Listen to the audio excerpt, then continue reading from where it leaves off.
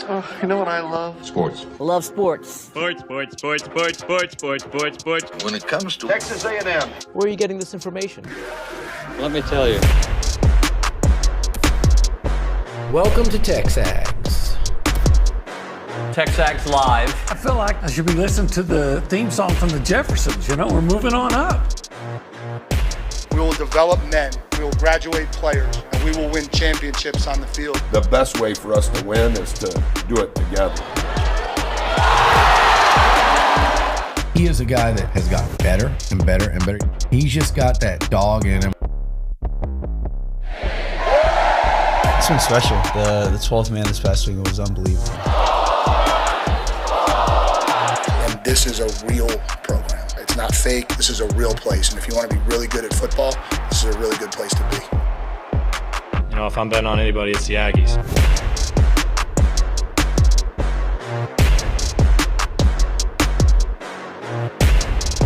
Buchanan, Nuño, let's talk trends, shall we? let's do it.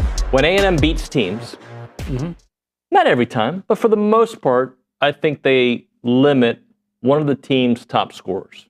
Okay, we're talking basketball. Basketball, yes, sir.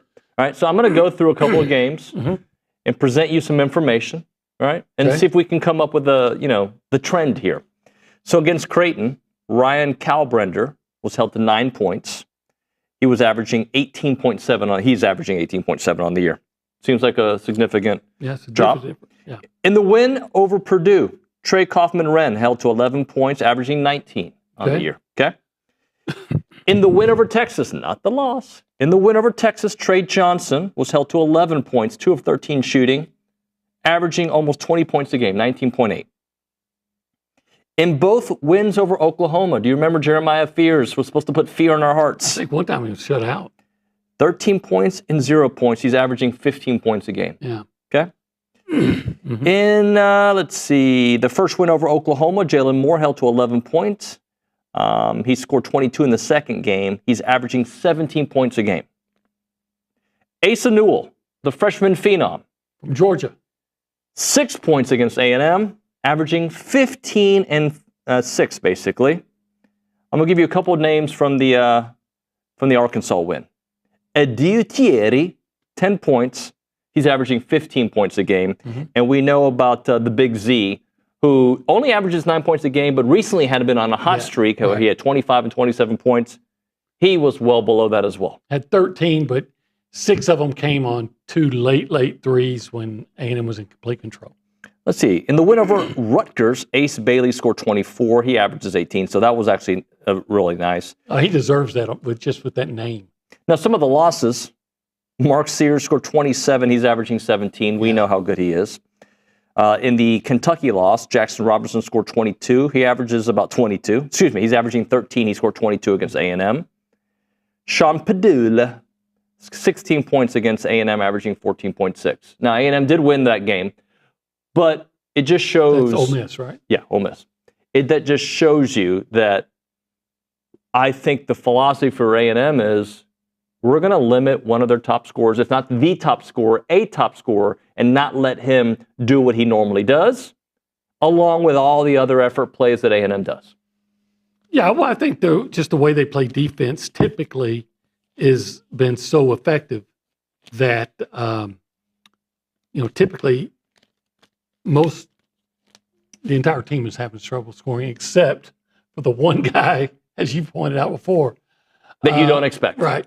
But if you can go out consistently and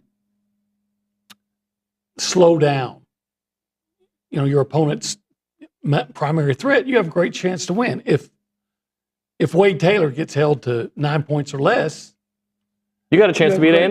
A great chance to beat A&M. Now, the difference is A&M this year doesn't rely as heavily on Wade Taylor as they may have in years past. Yeah. So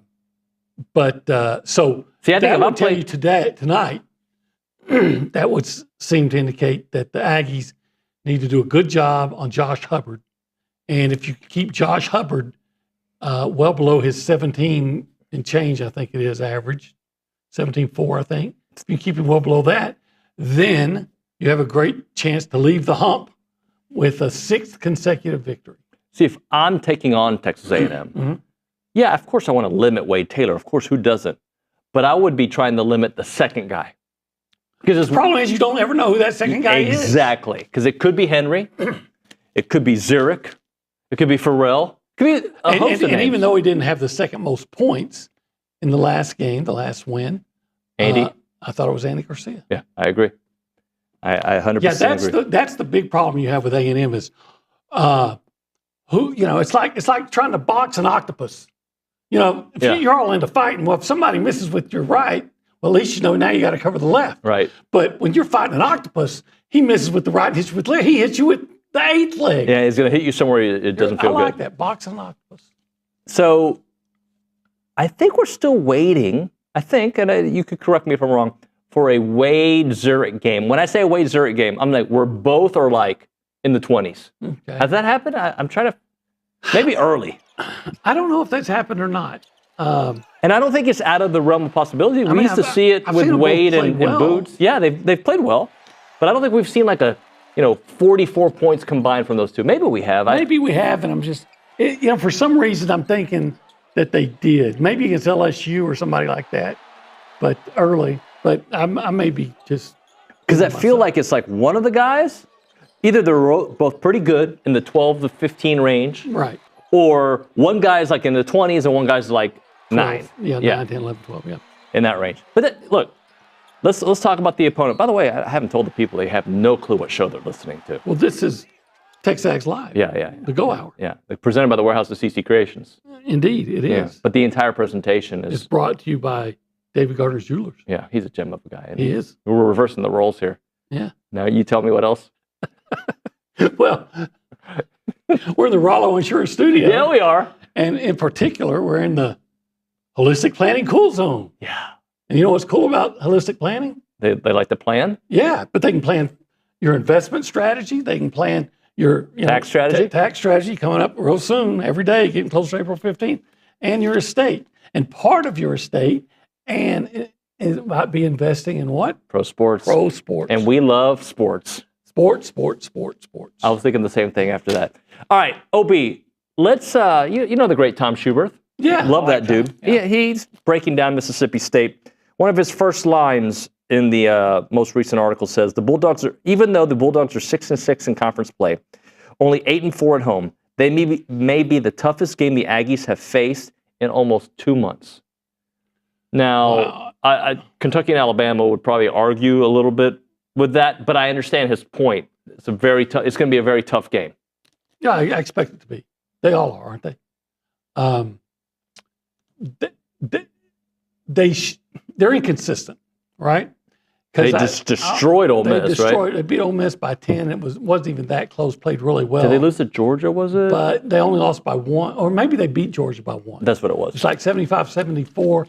But I think they went out in their previous game before Ole Miss. I'd have to go back and look, and they might have lost that one significantly by like 17 or 18. Yeah, maybe, if I'm remembering correctly. But anyway, they have been inconsistent.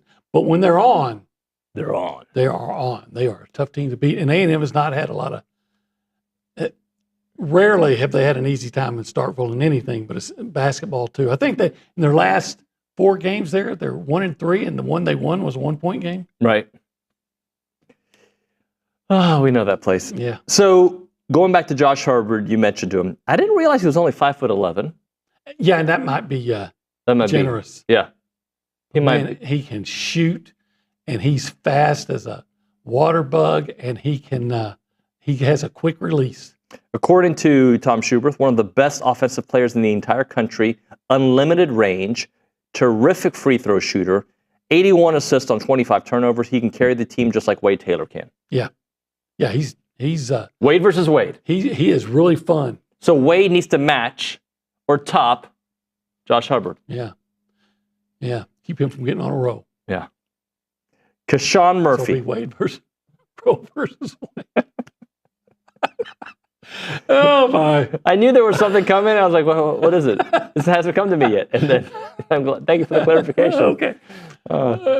Welcome to Political Talk with Olin Buchanan. I'm David Nuño. No, Kashawn Murphy, 6'10", 230, averaging 11 and almost 8, 7 and 5.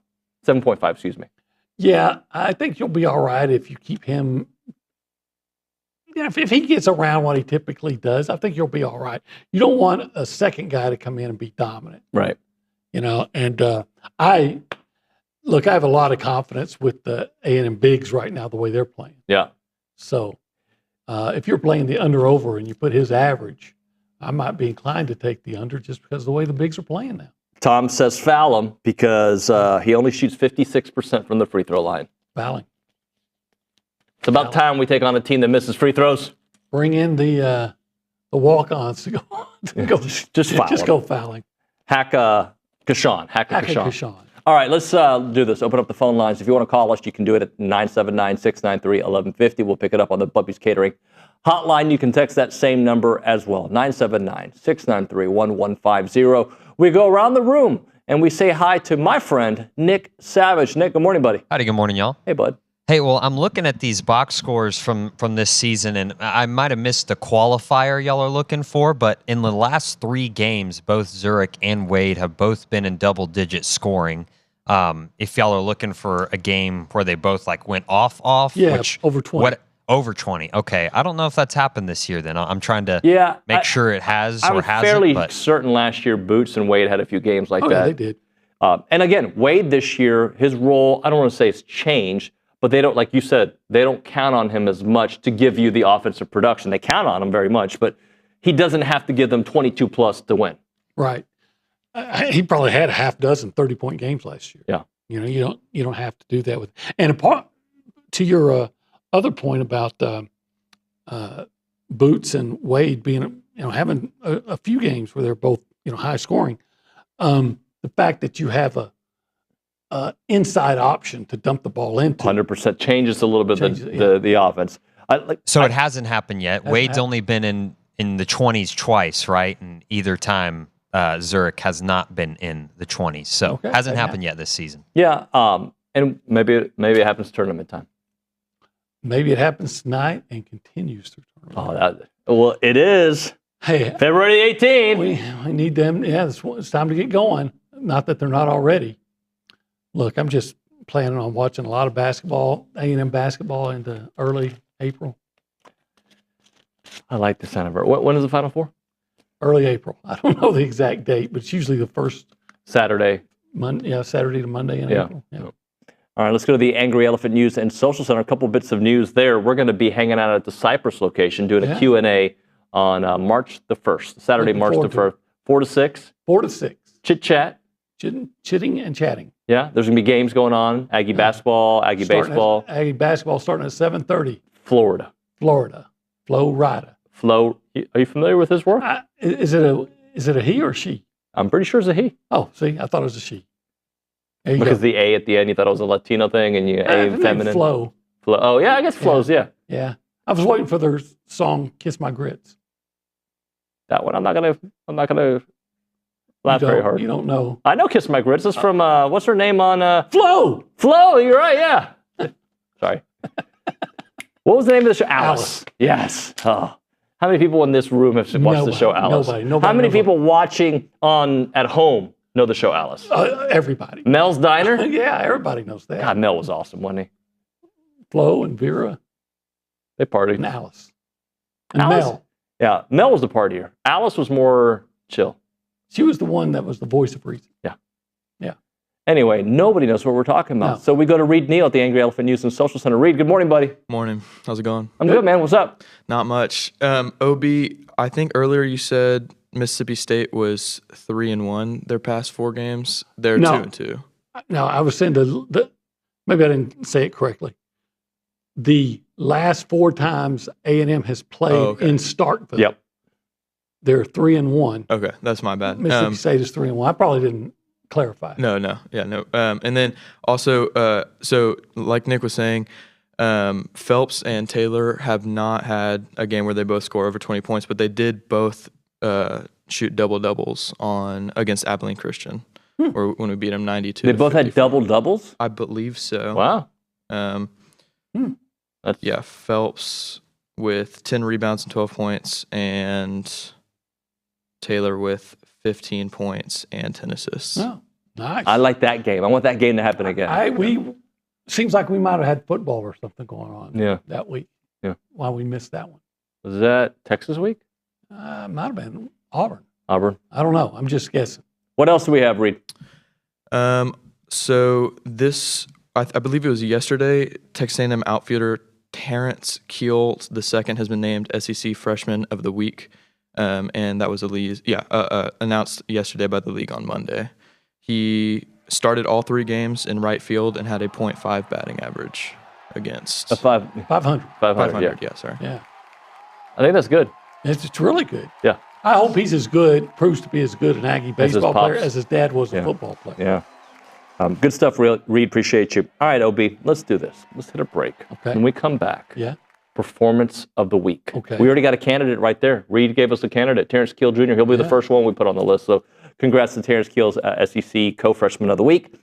And we got a couple other ones to discuss. And then as a prize, Olin's going to grab this. You know, if these young people decide to do this, they're going to come here to TexAgs on a field trip. And you're going to be like, all right, we're going to show you the studio. We're going to show you this. And as a treat, we're taking you to 1775. I'm going to head down towards Snook. Don't have to go all the way there. Going to stay away from the cemetery and Snook and everything. No, we're going to have a quick left and go into 1775 because, hey, if you're performance of the week, you know, when it comes to barbecue, they're performance of maybe the decade, right? Yep. Performer, I should say. And let them sample that succulent brisket, those amazing pork ribs, that jalapeno cheese sausage. Tell me more. Yeah, well, if you're watching your weight a little bit, you might want to go with the turkey. It's really good. It's good turkey. But it's good turkey. Yeah. It's good turkey. And you got to have the queso mac and cheese. Got to. See, it's so good, I get my tongue tied just talking about it. Look, if you go there and don't try the queso mac and cheese, did you even go? Well, yeah. Yeah, you did. Yeah. Everything else is so good, right? Yeah. I had that happen the last time I was there, but everything else, like you said, was so tremendous. And I always have to bring some home. Yeah. Because it's, you know, it's so And then good. you got to fight between Buck and Irma, who's getting the leftovers. I know. I've been there. No, Buck just gets the bones. I have to fight with Irma. Okay. You know, we'll have a piece of brisket. We're tug of war over it. And then we end up, you know, doing the whole Lady and the Tramp thing. You know, she's on one end of the brisket, I'm on the other, and you're lady in this situation, right? No, I'm a tramp. I'm always a tramp. Yeah, you are. Because tramps like us, they were born to run down to 1775. Love 1775. 1775txbbq.com is the phone number. 979-492-6241. Check it out.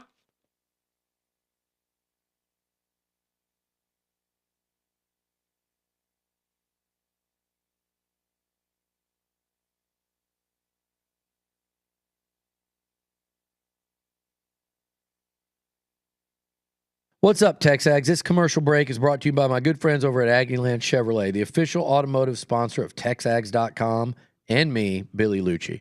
Greg Gunn is the proud owner of Aggieland Chevrolet and invites you to visit the dealership to experience true Aggie hospitality. From their friendly staff to the experienced service team, Aggieland Chevrolet is TexAgs approved. Check out the dealership off of Highway 6 in Bryan or go to AggielandChevrolet.com and tell them Billy Lucci sent you by.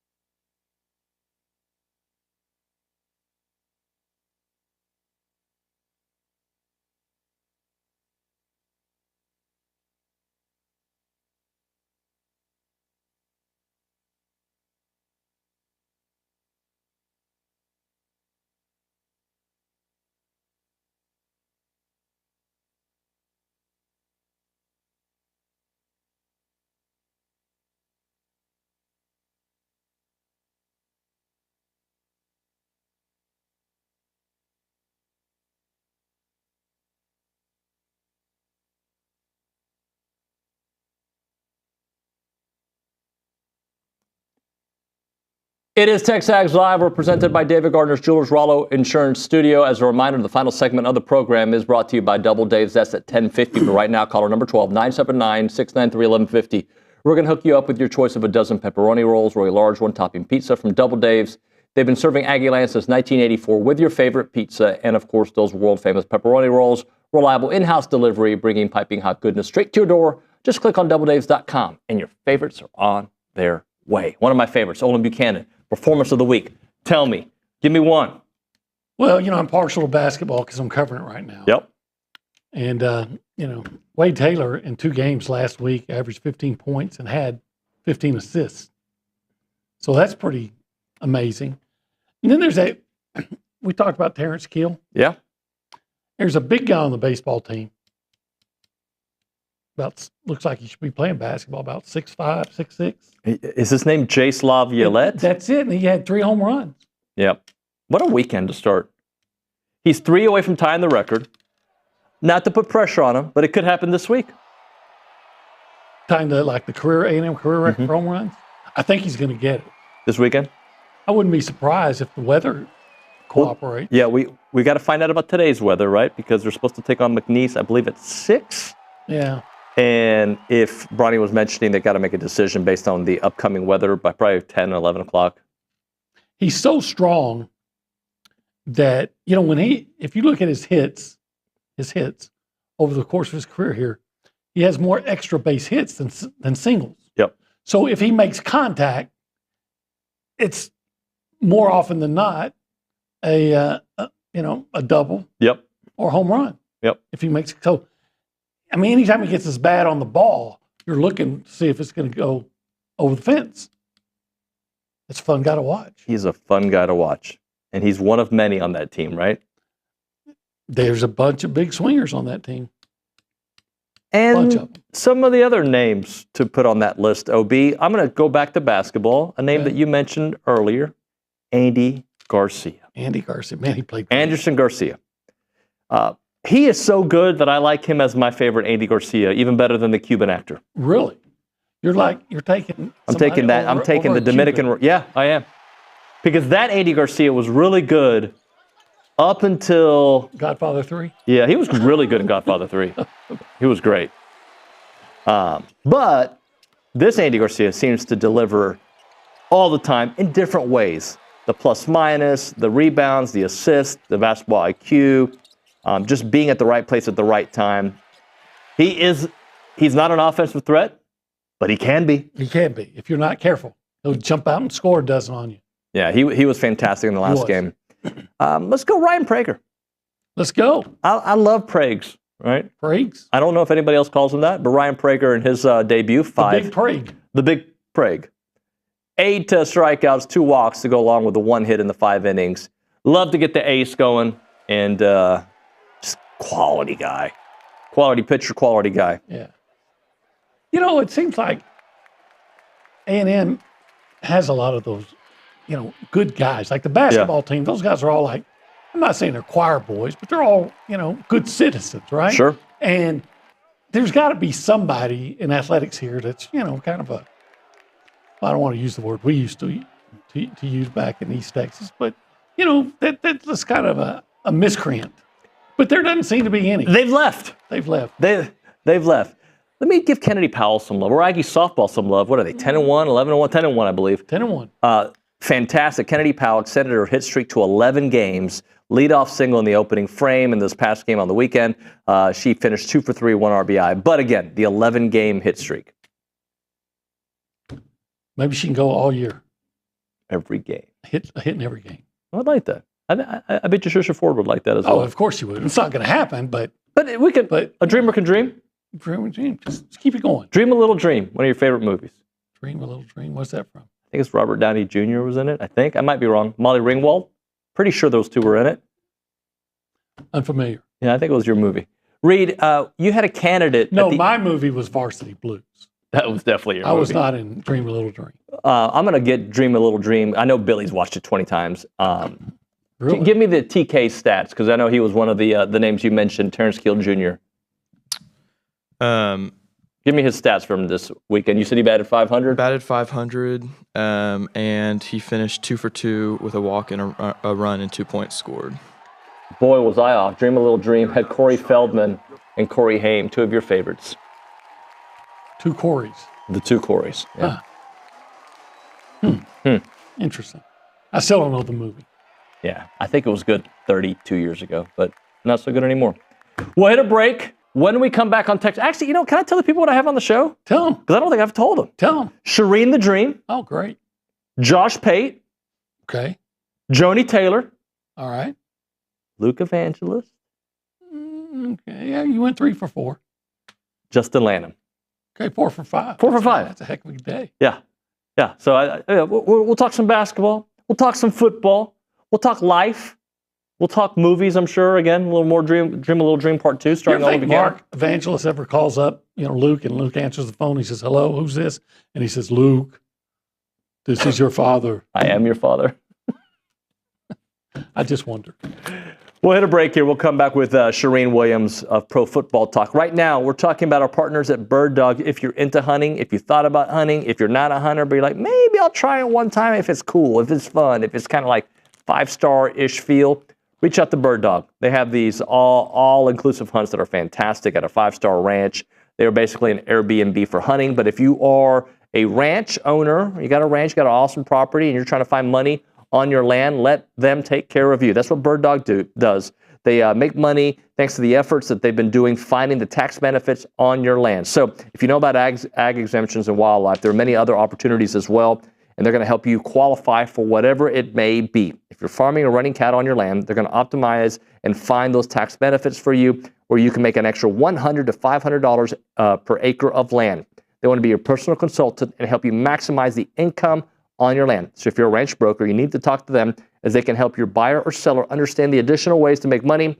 You don't even have to sell hunts. All you have to do is have some farms and have some cattle on there, right? That's all you have to do. The website is birddogit.com. Birddogit.com. Check it out.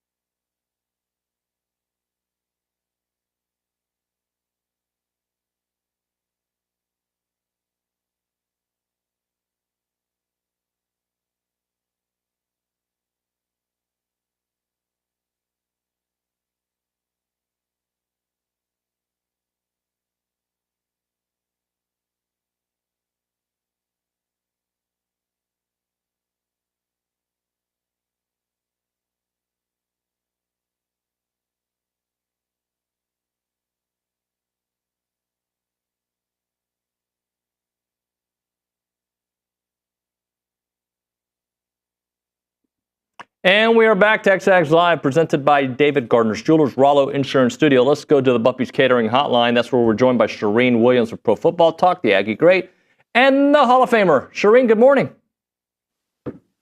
Good morning. I'm back in God's country today, about to do a Corps of Cadets leadership panel at 10 o'clock. So it's a beautiful day, even if it's not so beautiful outside in College Station today.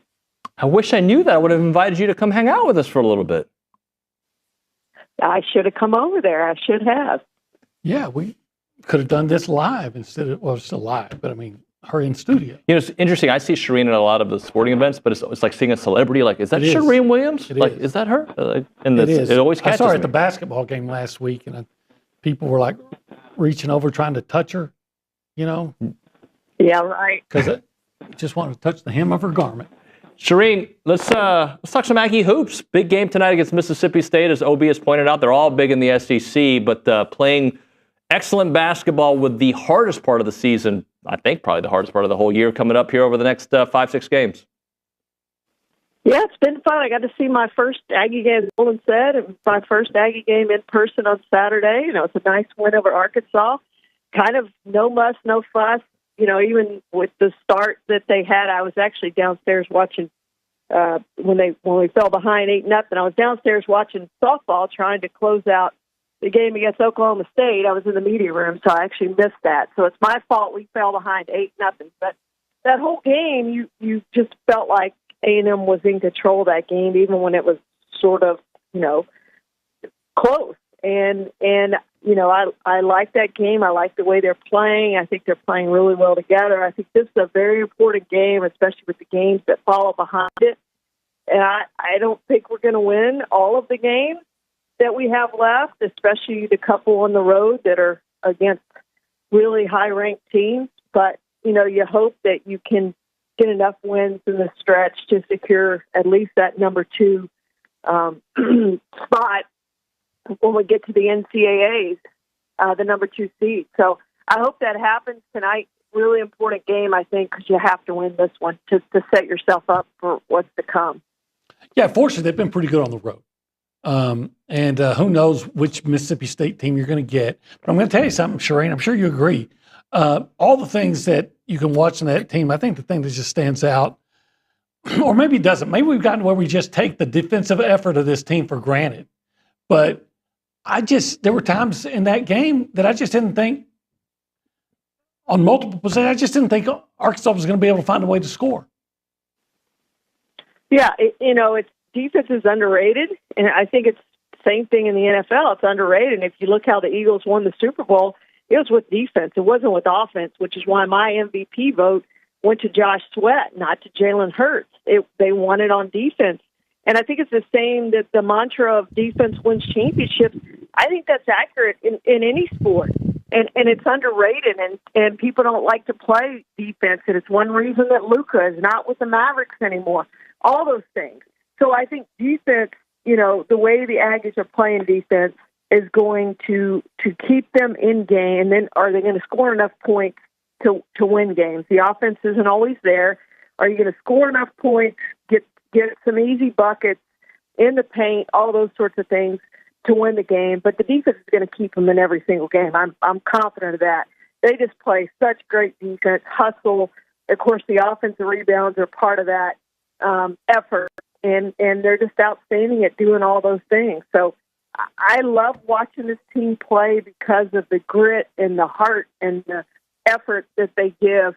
And it's fun. I mean, they're just a fun team to watch, even if they're not scoring 90 points a game. They're just really fun with the way they play basketball. I think it's contagious, and we all should do that in life, is have their energy and enthusiasm to do those small things and the blue-collar work and do it really, really well. Charean, I think you're the one who brought it to my attention. I know it made the boards, but Marcus Radcliffe, sending there's a video that's circulating, I think we have it, that's playing right now, of him going up to a couple of former World War II vets. He's going to be sending them to Normandy through his charitable program, 312. Just cool to see that, see his face meeting them, the excitement from everybody. Just a great gesture. Oh, it's unbelievable. And to do that, to use your NIL money in a positive way, is just unbelievable, and a real credit to him and his parents and all those who reared him. I think it's unbelievable, and it kind of chokes me up just even thinking about what he's done and what it's meant to those two men that he sent into Normandy.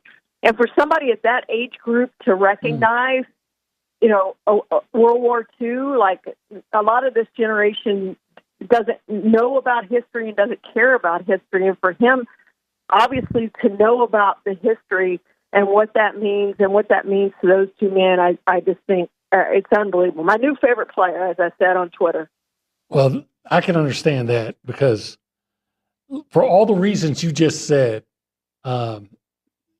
really admire the young man. Yeah. For making that kind of gesture. You think about it from like pro athletes that have been in the league for 8-9 years. You don't think about it as a young college kid. Oh yeah, it's amazing. Like Charean said, there's I shouldn't say most. There's a lot of young people his age that probably, they know there was a World War II. But what do they know? But yeah, there's knowledge now is limited, and for him to, to recognize the importance of it and the things that he's doing, that's remarkable. But if I could change the subject. Cowboys. Charean. So I'm driving to work the other day, and there's a show that comes on the station that we're on beforehand, and former Dallas Cowboy, even though he wasn't good, Chris Canty is on it, and he's making the statement that the Dallas Cowboys have to trade Micah Parsons. Is that just trying to keep up with the Mavericks with Luke, or what? Tell me, A, that this can't happen, and B, that this guy is an imbecile. I don't see any possible way that happens, and we all know it shouldn't happen. Great pass rushers don't grow on trees. You don't just go pick one off and go, all right, we'll take this one, and then, we'll use him for 3 years, 4 years, and then we'll get rid of him. That's just not what you do. When you get a great pass rusher like Micah Parsons, if you get a top 5 pass rusher in the NFL, who are you going to replace him with? Like, seriously. I know there's some great pass rushers in this draft. Abdul Carter, he's not Micah Parsons yet. Maybe he will be one day, but he's not. Micah Parsons is still in the prime of his career. He's played 4 years so far, and he's had double-digit sacks every single year for the Cowboys. He gets after the quarterback. He's an all-pro edge rusher. You don't get rid of those guys. If Philadelphia again showed you anything, it's that you've got to have the pass rush, and he's part of that. He's part of the solution, and part of the solution is being on the field, not trading him for draft picks that might or might not be really good.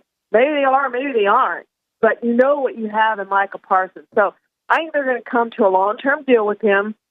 He said earlier this week that, there's a plan in place. He talked to Jerry, a plan in place for him on a contract extension. They need to get that done because I don't think he's going to show up. He shouldn't show up until he gets the contract extension. Right now, he's going to play on that 5th-year extension. He won't play on the 5th-year extension. It'll be just like CeeDee Lamb.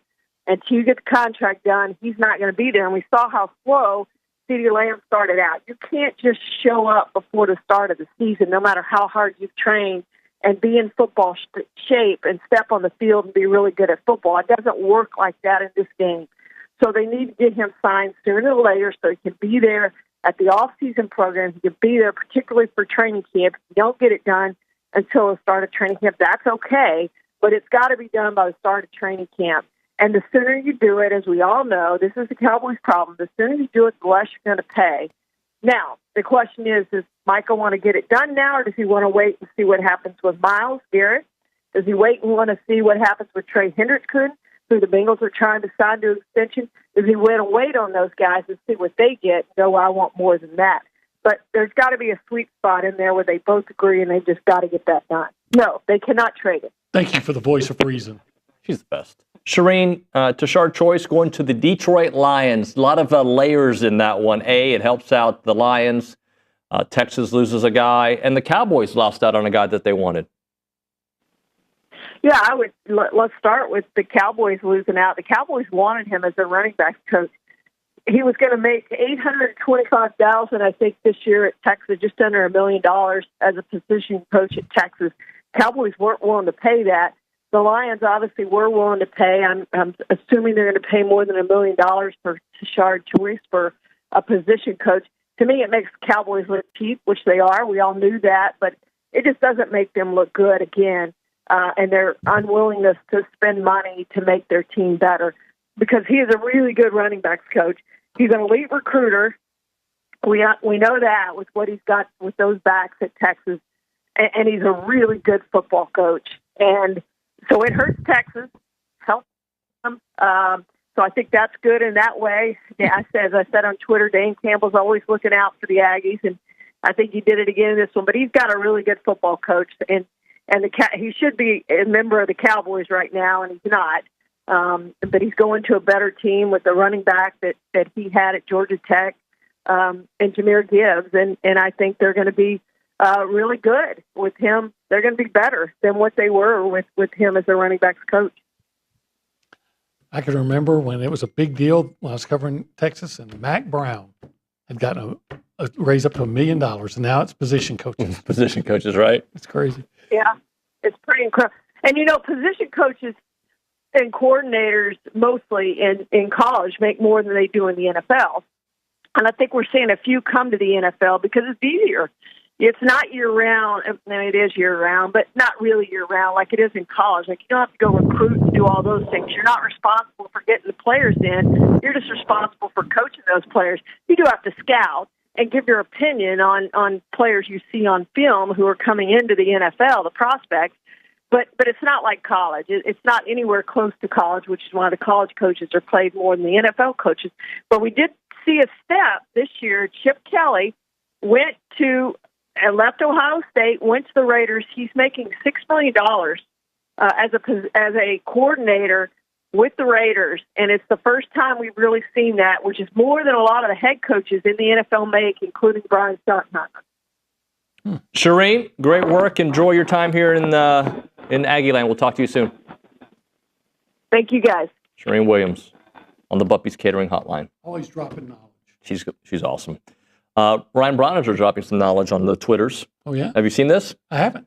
Ryan Browninger being told tonight's baseball game between A&M and McNeese is headed towards a cancellation/postponement due to the inclement weather. As of now, no rescheduled date has been set. I'd look for an official announcement shortly.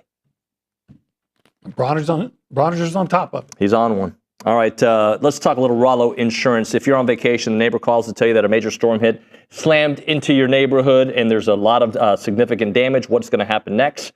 Don't gamble with your future, your estate, or your business. Details matter, preparations matter, and consultation and education matters. Go to rolloinsurance.com/TexAgs and start a conversation with your own personal insurance agent today.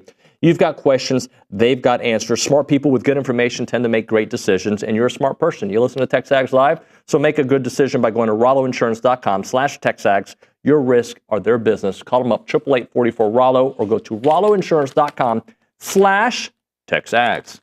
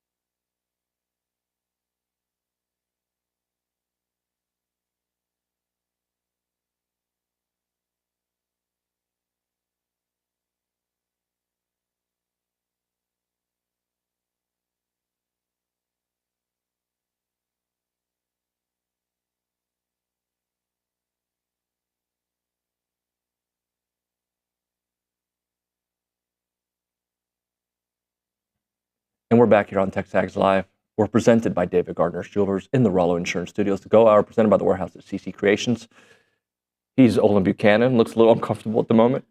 Having a little bit of muscle spasm in my back here. Yeah. Over the last, minute or so, and I was like, oh. I saw it happening. I need some ibuprofen. Let's go to the Angry Elephant News and Social Center. Reed Neal's there. Reed us something good, please. Yeah, David. So Coco Woolley and Maya Perez have made the all-tournament team this past weekend for softball. Both of them have a 30 RBI through the past 11 games. Coco hit for 445, and her career high season high was 714 against UCF. And then Maya has an average of 393 and then hit for 600 against UCF also. So they both had career highs in the same game. Coco has hit 15 runs, or has made 15 hits and made 15 runs, and then Maya has only had 11 hits and 2 runs. Knocking the ball around. We got some softball players, buddy. I'm going to have to get out there and watch them. Yeah. What's wrong with you? Out to Davis. I've never been to Davis Diamond. Okay, we're changing that. I need to go out there and watch a game. What was Luke Evangelist, Pack Reed? We got to pack Davis, okay? Okay. We got to do it as a team. All right. Trisha Ford deserves it. I think we have Trisha tomorrow. Is that right? I think Wednesday. I think we have Trisha tomorrow. Any other things you want to read? Y'all were talking about players of the week. One player I wanted to mention was Mary Stoyana from the women's tennis team. She followed up with a 7-5 and 6-0 win, and she claimed her 11th ranked win of the year, which is set a team high. We like Mary Stoyana. We like the Dreamweavers. They finished just a little short of the indoor championships, the ITAs, against Georgia, who it seems like they play in every championship. SEC championship, national championship, indoors. It's like when Alabama and Clemson were almost all the time for the national. Now it's Georgia and A&M and tennis, women's tennis. Mary Stoyana's the best. So good stuff from her. OB, thoughts on this Mississippi State game? The key is just not allowing what do you think? Allowing the second guy? No, keep them under 70 points. Yeah. 15-1 when holding their opponent to 69 points or less. And the one loss was the first game of the season. I forget what the record is, but when they're fully healthy, A&M is like, they might also be 15-1. And I think they're fully healthy. Yeah. They weren't fully healthy in the first game. Mm-hmm. So, look, is A&M the better team? Yeah. Do you have to be the better team tonight, right? And will they be? Mississippi State's a tough team. They're good. They really are. And they're at home. So where you've had some trouble in Starkville. So it's not going to be easy, but it's rarely, I'm not going to say never, but it's rarely easy for the Aggies, especially in SEC play. I would love, and I think we've been saying it for a while, but whatever they're doing is working. I would love a knockout blow that lasts the entire game, right? Like they get up 18 and it's just cruise control. Just build on it. It goes from 12 to 18 to 24. Because basketball is a game of runs, obviously, but I would like that. Now, I'm not saying that's going to happen against Mississippi State. Mississippi State's one of those games that the warrior in me worries. But I do think the way they're playing on the road, they'll be fine. I would think that I would just – now, first of all, I think Zurich felt so quick that I wonder if they're going to put him on Josh I'm already having the – Henson? Whatever his name is. The 5'11" guy, Josh Howard. I want to say Howard. I know it's not Josh Howard. Hubbard. Like the good old town of Hubbard, Texas. Yeah. So just stay on him. Maybe he's going to be on him. Maybe sometimes Solo will come out on him. Right. Keep him from shooting those threes. You know what? I want to see some Solo energy. Like we get it every time, but I don't know that you can beat A&M unless you shoot a lot of threes. Yeah. Just don't let that third guy hit the threes, right? Whoever he is. Or the fourth guy, because it seems like it's somebody. The obscure guy will hit the threes. Mm-hmm. Obi, thank you very much. When we come back on TexAgs Live, Josh Pate. We'll talk to Josh Pate, get his thoughts on all these changes coming in 2026 for the college football playoffs. That and more at TexAgs Live.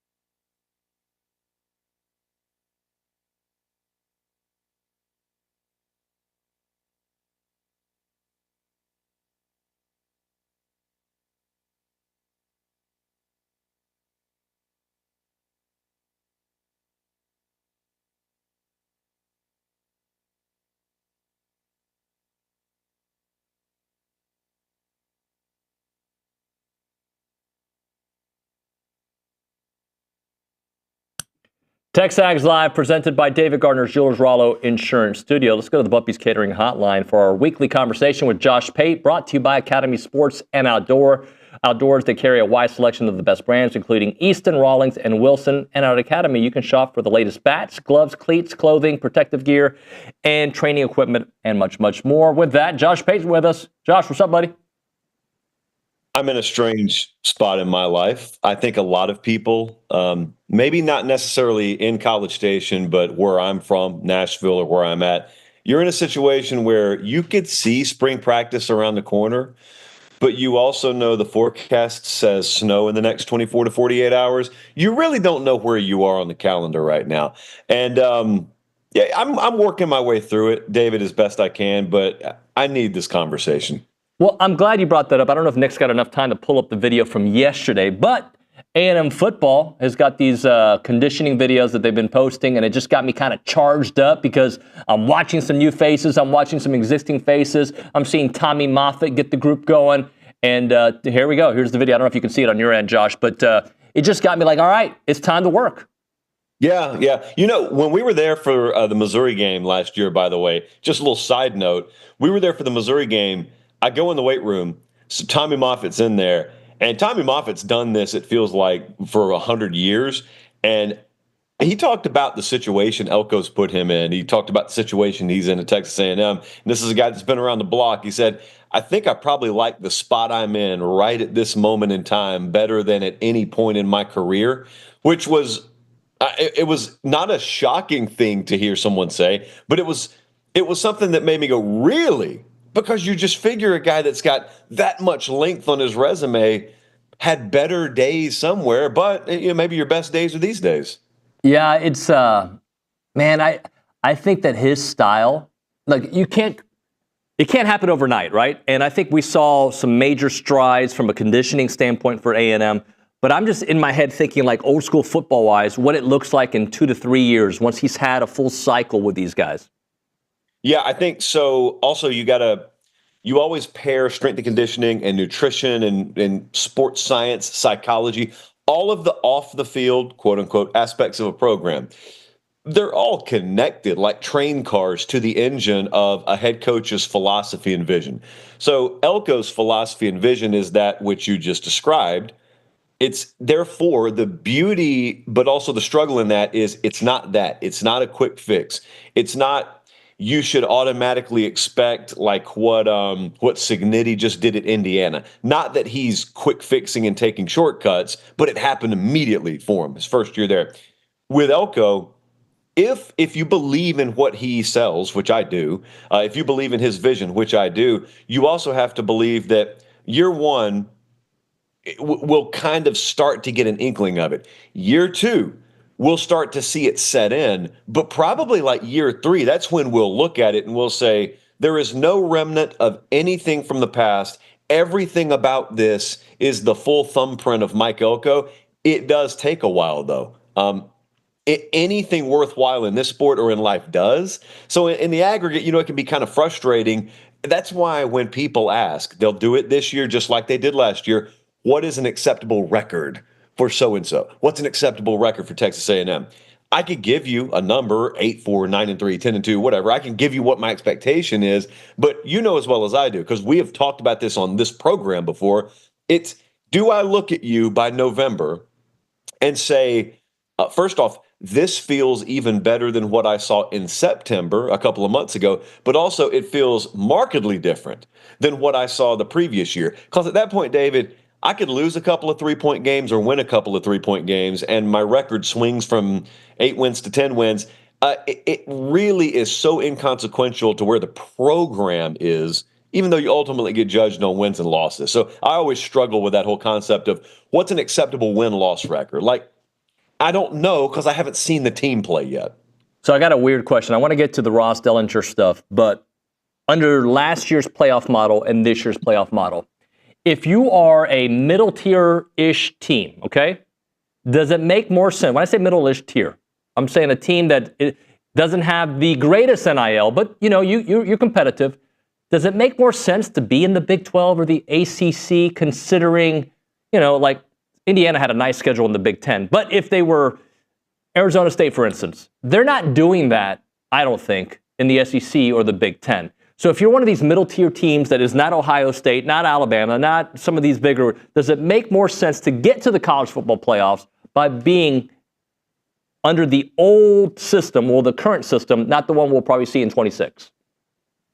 So it depends on what your goal is. If your goal is to make the playoff, then yeah, 110% it makes more sense to be. It makes more sense to be in a G5 league than it does the SEC or the Big Ten, if that's your goal. Now, you'll never convince me that those teams have a chance to win a national championship, which goes back to we could go 5 segments on this, but my whole rub with this concept of what is success, because I am not a college basketball guy when it comes to college football. College basketball, there's this understanding. There are a bunch of teams out there that probably can't win a national title, but we celebrate that they made the tournament, which is great. I love college basketball. I don't want it touching college football. I don't celebrate someone making the tournament as if to say, all right, they made the tournament. Now, whatever else happens, but they made it. You know, it's done. That's not how I felt about Arizona State. That's not how I felt about SMU. You make this thing. I ought to believe that you could win the thing. You can't. Arizona State couldn't win it. Even if they took Texas to overtime, Josh, they had 2 more games to win even after that. SMU ditto. So if you want to win the whole thing, you better be resourced like the other big boys are. So like Missouri doesn't match Georgia or Alabama historically, but they still get the same revenue cut of that TV money that Georgia gets and that Alabama gets, and that gets reinvested back in the program. And that's how hopefully you build yourself to where you can compete. Those other teams, in their best of worlds, are not going to be able to compete 3 or 4 times against those that do have it. All right, and then I go to the perception of it, though, right? So a perception of A&M is, 8-4, right? That's the perception of who they are. You got TCU, you got Arizona State, all these other schools that have had that year that kind of, look what TCU's done and A&M's never been able to do it.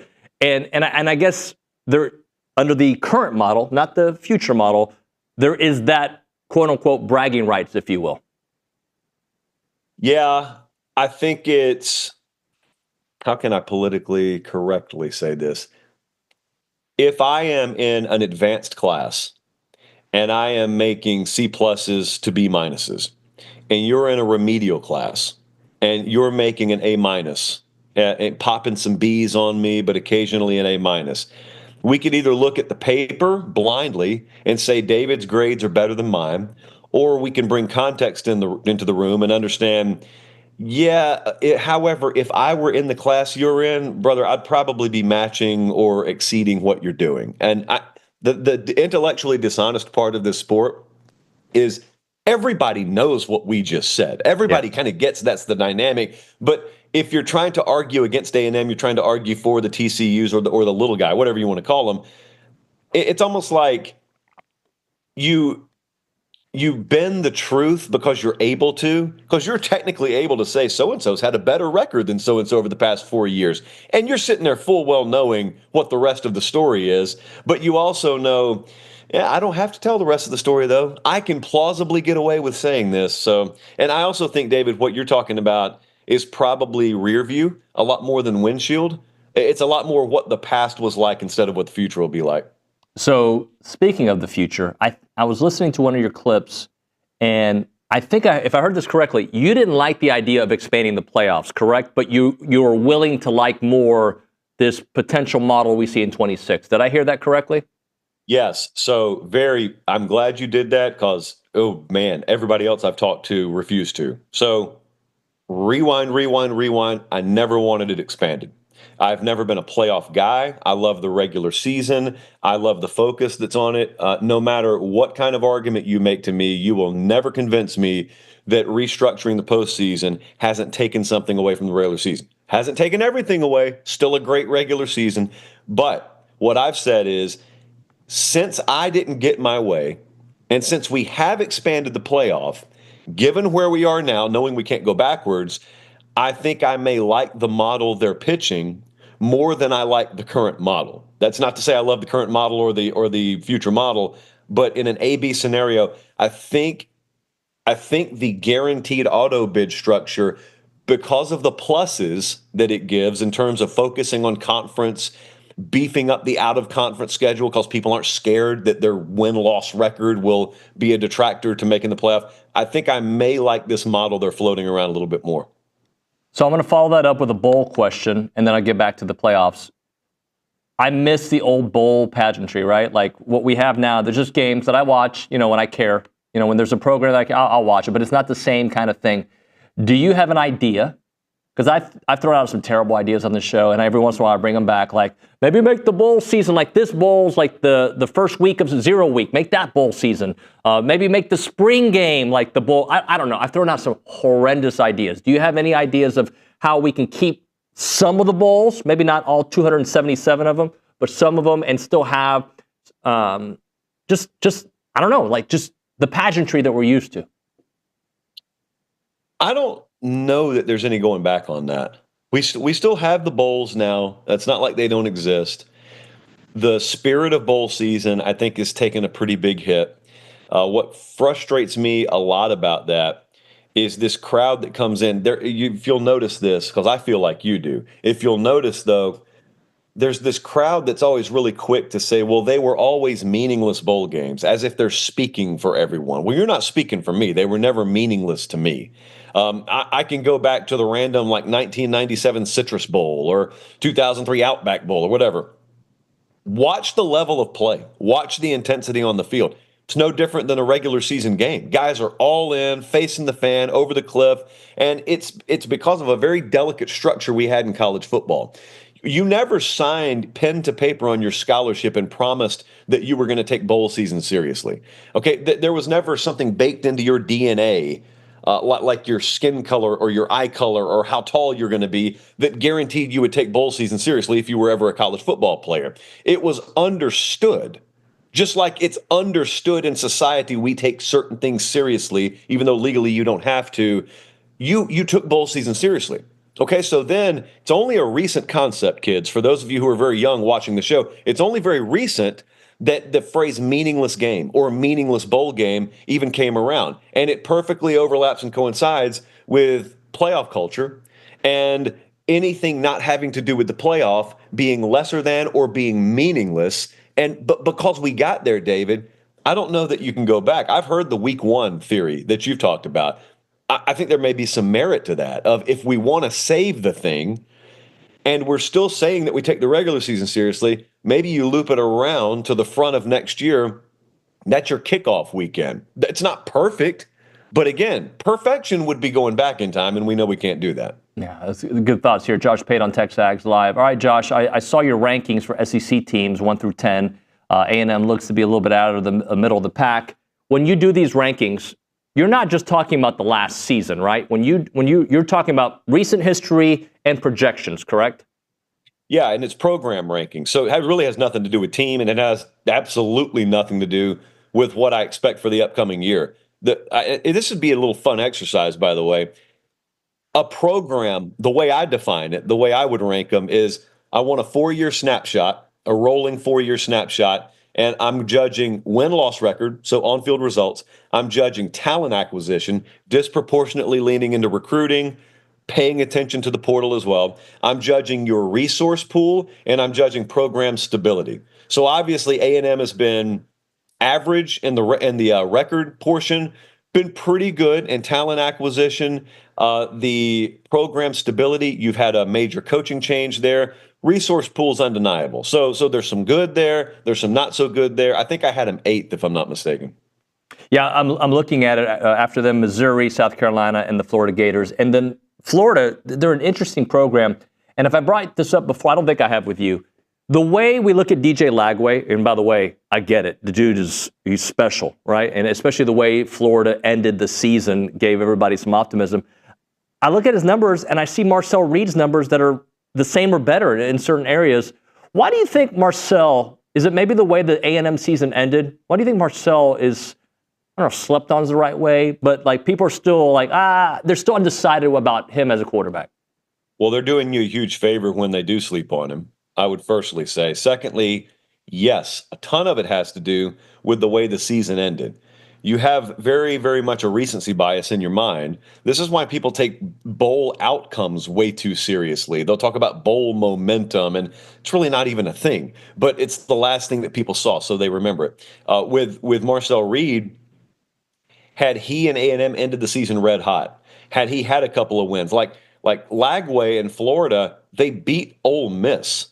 If A&M were to have beaten Texas late in the year, that's all people would be talking about. He wouldn't really be that different of a player, scenario A to scenario B, but they'd remember him differently. And also with Lagway, I think in people's subconscious, they think, here's what I've seen of him so far.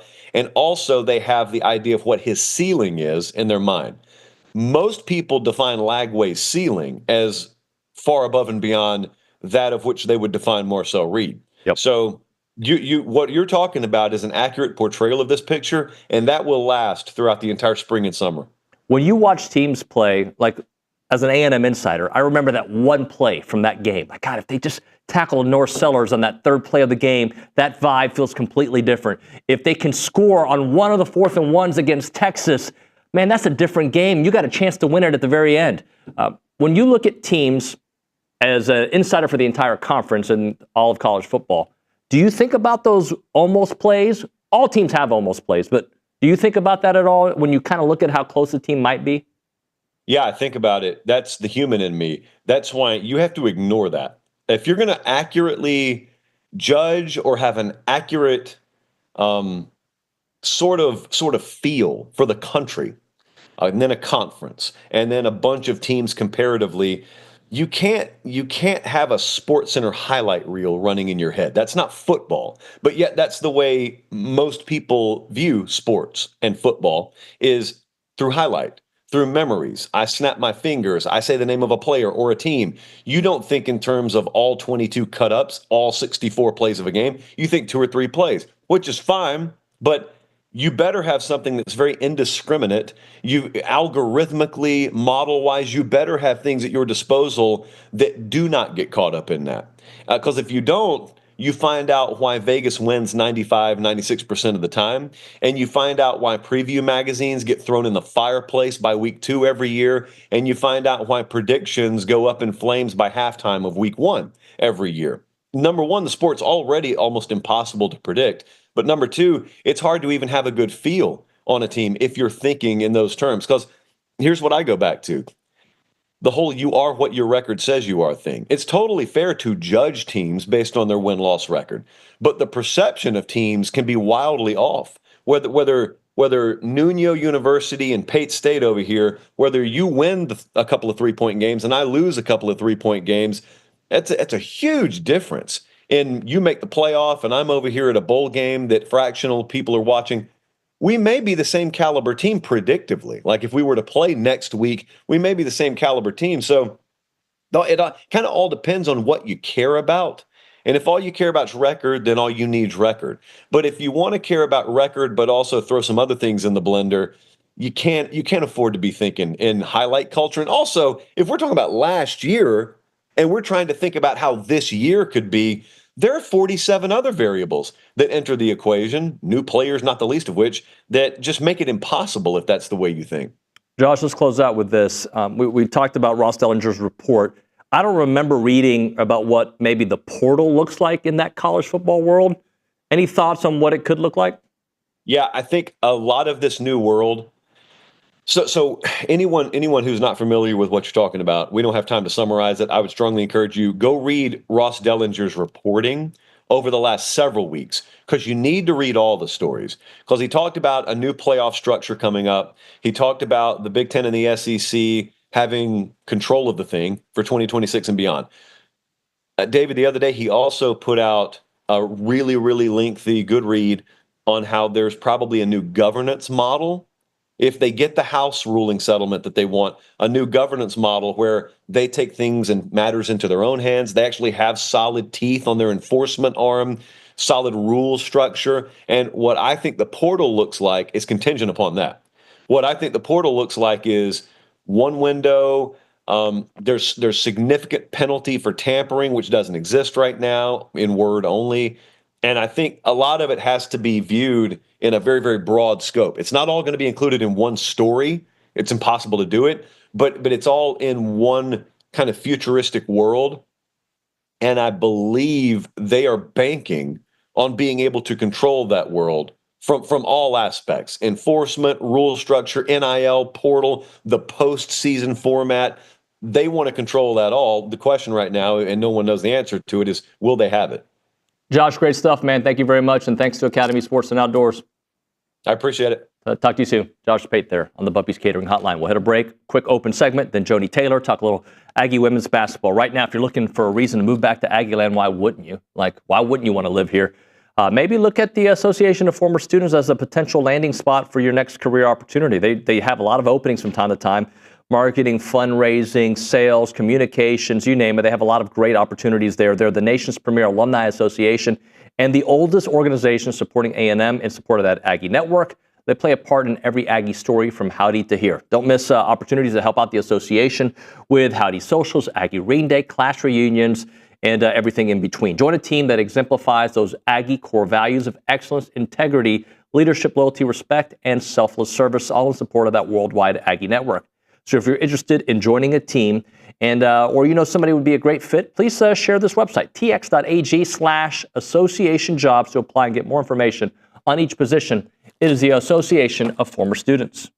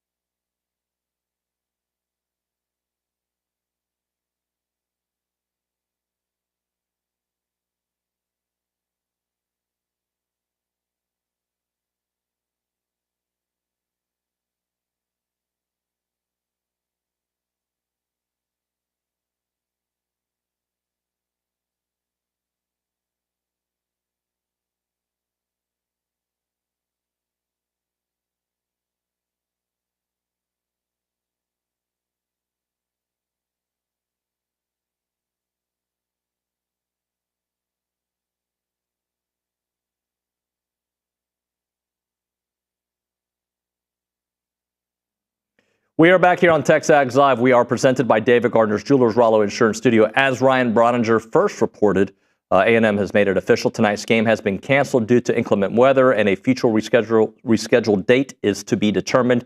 That's officially from the A&M baseball Twitter account. And they also sent out a release about it. According to the 12th Man Foundation rain out policy, if a game is postponed, rescheduled before gates open or between the time gates, the end of the 5th inning, the ticket from the original game can be used for admittance to postpone and rescheduled events. There are no refunds or exchanges for rescheduled events.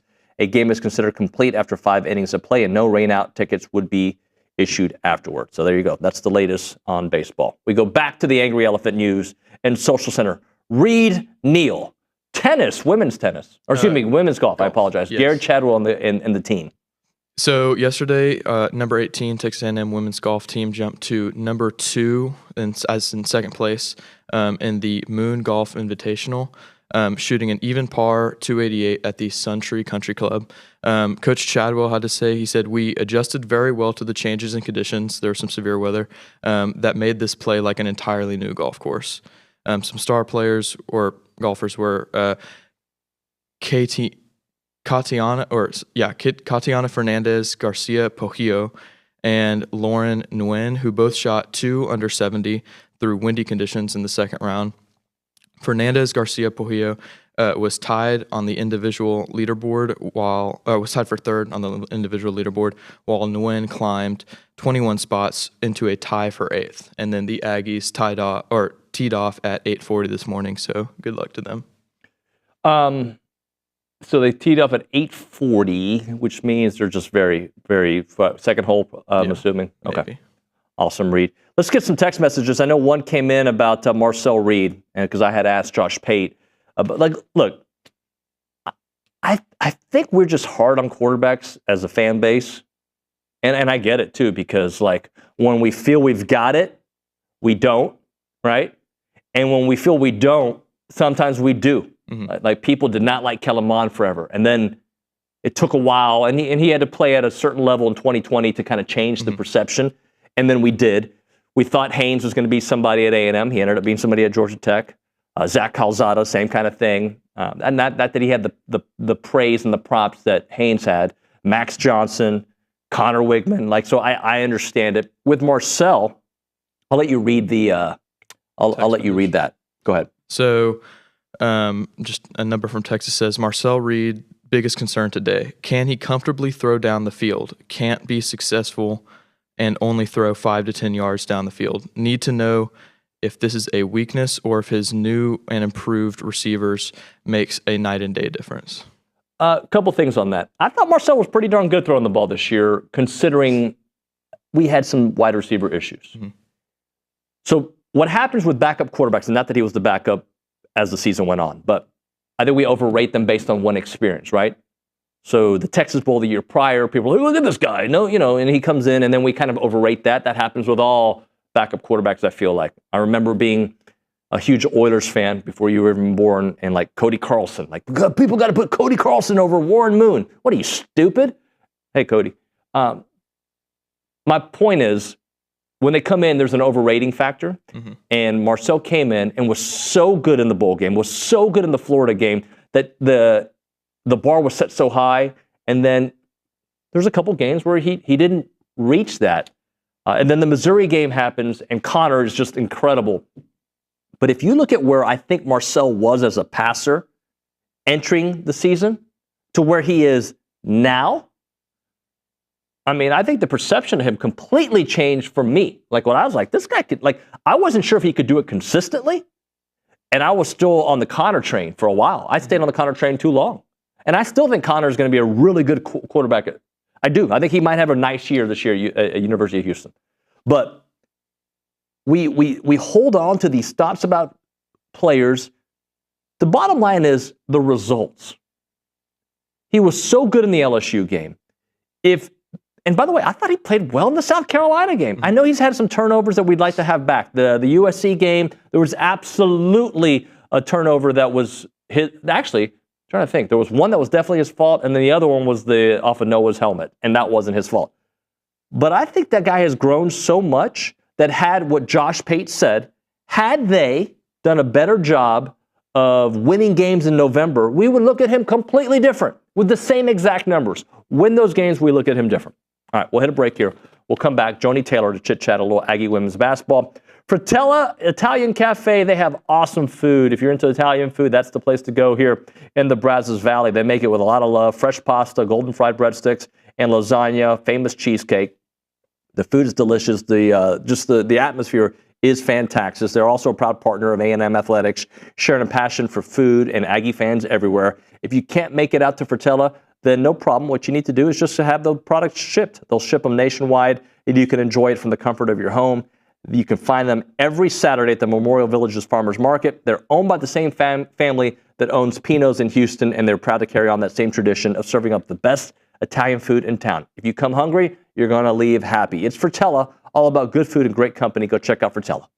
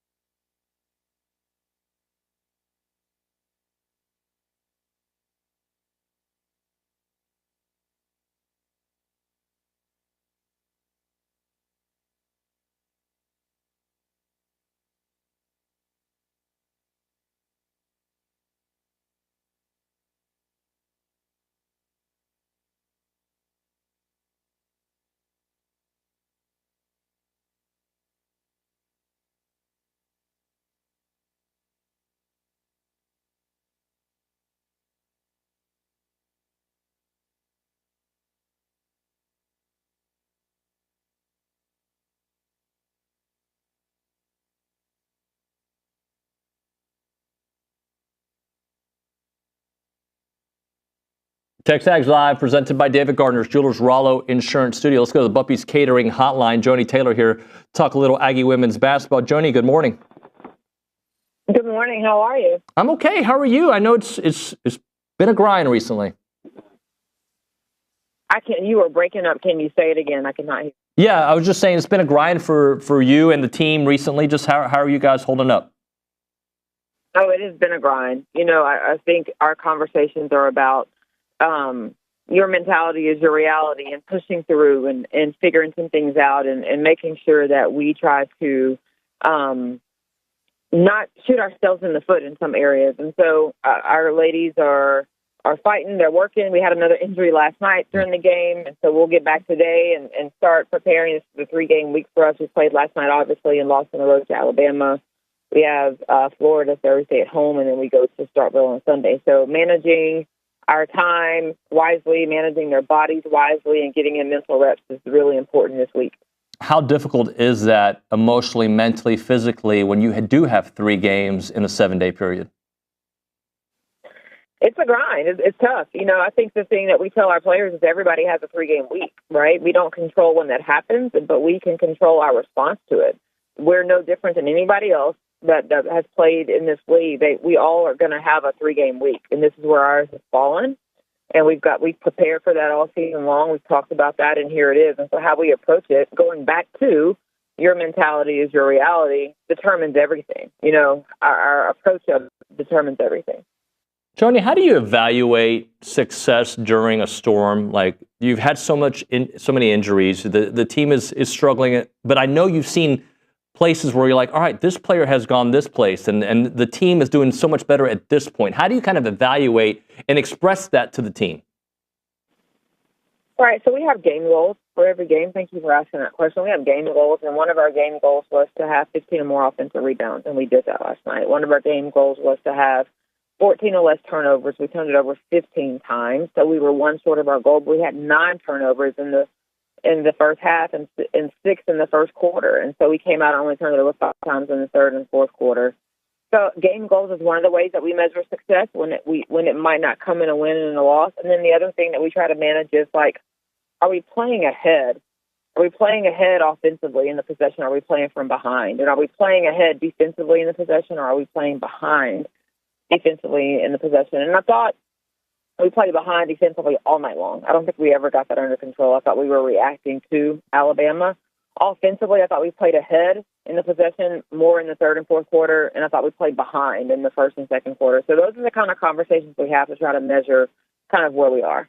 Is it difficult for young athletes to have short-term memory, not only just after a game, but just after a bad play or a bad quarter?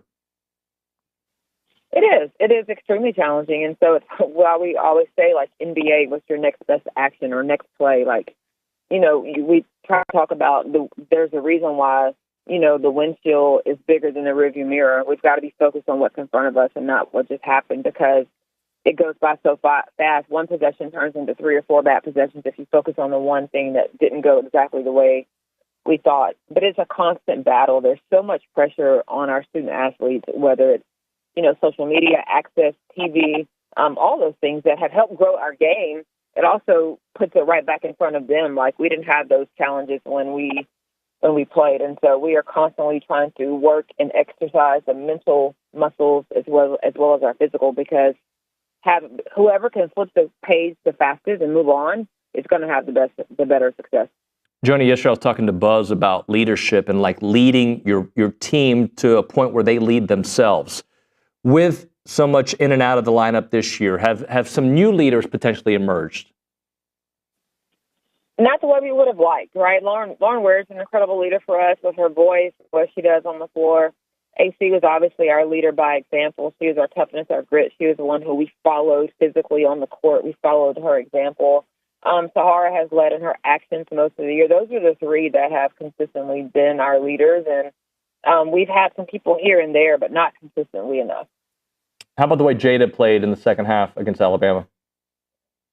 Jada played great. Jada does what she does, right? Jada is our quiet one that's going to come and demand the ball and post up and do those things for us all year long. And we were able to get the ball inside to her. I thought she did a great job of having good energy and commanding post presence when she was in there, and delivered when we were able to get the ball inside to her. It's been difficult because teams have packed the paint so much against us. I thought she had a good mindset last night of continuing to be ahead of her possession offensively, where I'm the next pass is open for me. The next pass is open for me, and continuing to post the entire possession, and it paid off for her.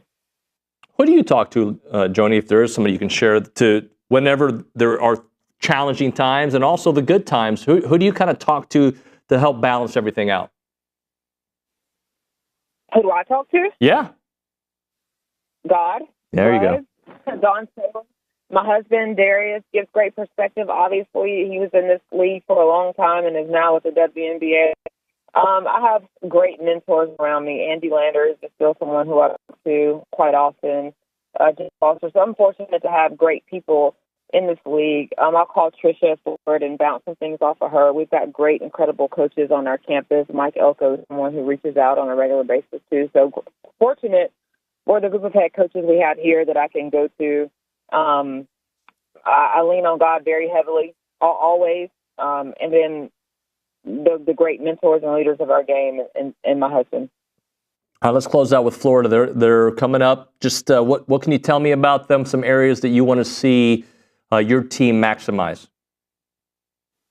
Yeah, Florida is elite in transition. In my opinion, they will be the best team we've played all year long as it relates to playing fast and playing in transition. They want to and need to score quickly. And so we've got to do a really good job of getting back and trying to force them into a half-court game. One of our game goals, I can go ahead and tell you, a success for us against Florida would be to get them to play below 10 and under in the shot clock. If we can get them to play 12 and under, 10 and under in the shot clock, we're winning that possession. We're winning that defensive possession and playing ahead because they are so elite in scoring in the first 10 seconds of the shot clock. So if we can get them in the bottom half of the shot clock offensively, then we're playing ahead defensively, and that's got to be our primary goal. I think it's attacking them defensively, being able to move the ball around and cut and not be stagnant offensively. They don't handle cuts really well at times, and so we've got to make sure we're moving the ball, we're cutting, and not being stagnant and watching other people. Not to give away too much of your coaching strategy against Florida, but like, how do you get a team that is so elite in transition to kind of slow it down? Is it a press? Is it just making sure that you maximize each step, each possession? Like, how do you slow them down? There's multiple ways to do it. I would love to press with our numbers. I'm not sure if that's something we could sustain. And so when you think about all the ways that are possible, like a lot of them sound good, but is that sustainable for our team and who we are right now? And can we sustain that for 40 minutes? And so I'm not sure it'll be a press. Our first option will probably to send more than one person back. We don't do that a ton, but we probably will send two back to start to get it stopped at that point. One to pick up the ball and one to protect our basket, and then everybody else coming in from there. So we're going to play around with a few things today and tomorrow and have it firmly rooted by Thursday. Joni, we appreciate your time. Good luck. We'll talk to you soon. Thank you. Joni Taylor on the Buppy's Catering Hotline. Appreciate her time here on TexAgs Live. We'll hit a break. We'll have an open segment. Got a lot to get into, some SEC thoughts, continue our dialogue football-wise, get you ready for this basketball game against Mississippi State tonight. And as a reminder, the A&M baseball game has been canceled/postponed. I don't think they've completely figured out what it's going to be. Right now, your car wash tradition with the friendliest staff and a personal touch is Aggie Land Express Car Wash. So they got two great locations. You got the original in William D. Fitch right by the Shipleys in South College Station. The newest location is on South Texas Avenue across from the Planet Fitness. So both of them allow you to wash your car there and just get it all done. But the newest location offers the full service wash where they do every bit of it, right? They're going to take care of all the cleaning, the drying, the vacuuming, you name it. And they have 3 different levels of full service washes. And so you got to ask them about it. And we're going to give one away, a $40 value. The first caller, 979-693-1150. The first caller will get themselves a free car wash from the Texas Avenue location, 979-693-1150. It's Aggie Land Express Car Wash.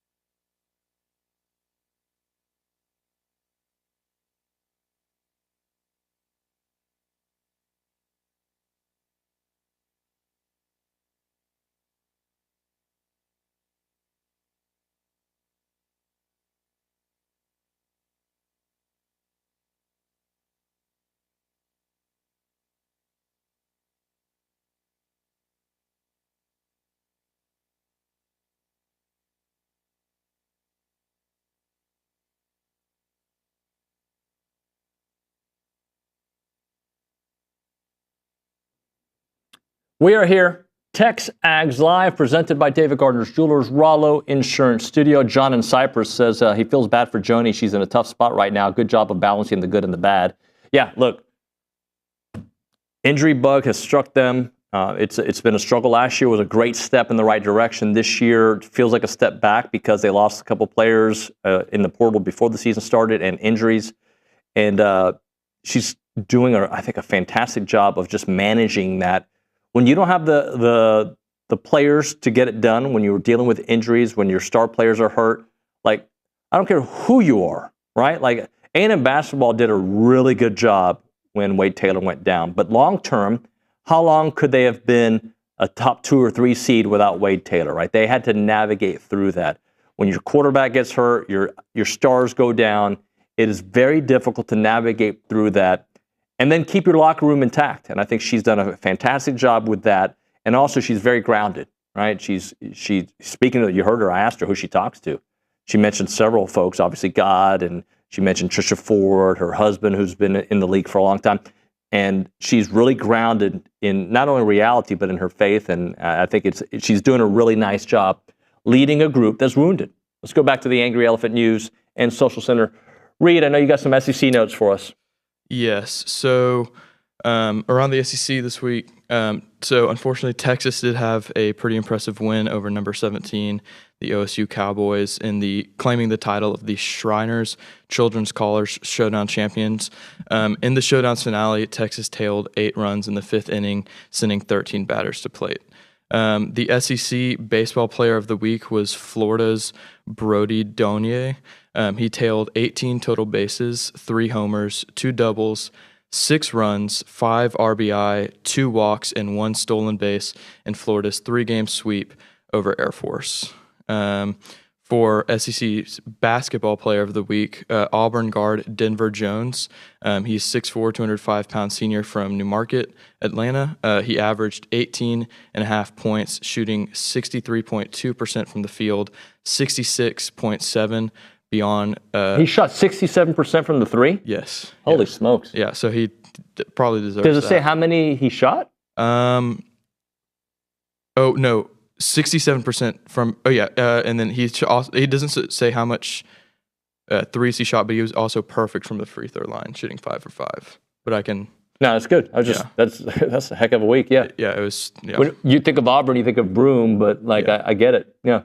So SEC swimming and diving also started this week with a championship beginning on Monday with the women's 1 meter diving at the University of Georgia. Camilla Monroy from Florida took home the first gold medal of the week with a 1 meter score of 350.45. And then I believe A&M also did pretty well. Mason Richards led our team, placing 7th with a score of 274.4, and then moved up to 6th with a final score of 284.85. Elsa Prosterink Bridget Foster and Julie Moons also made their SEC championship debuts, all notching top 25 scores on the 1 meter. And then diving will continue later today, as well as men's swimming with the 3 meter, 200 medley and 800 free relays. So I'm reading this on 3. NFLPA warns that Pathway NIL deal could go against CBA complicate professional sports path. And there's a group out there, an NIL licensing group called Pathway Sports Entertainment, and they're looking to sign college football video game rights for players in success of the EA college football game.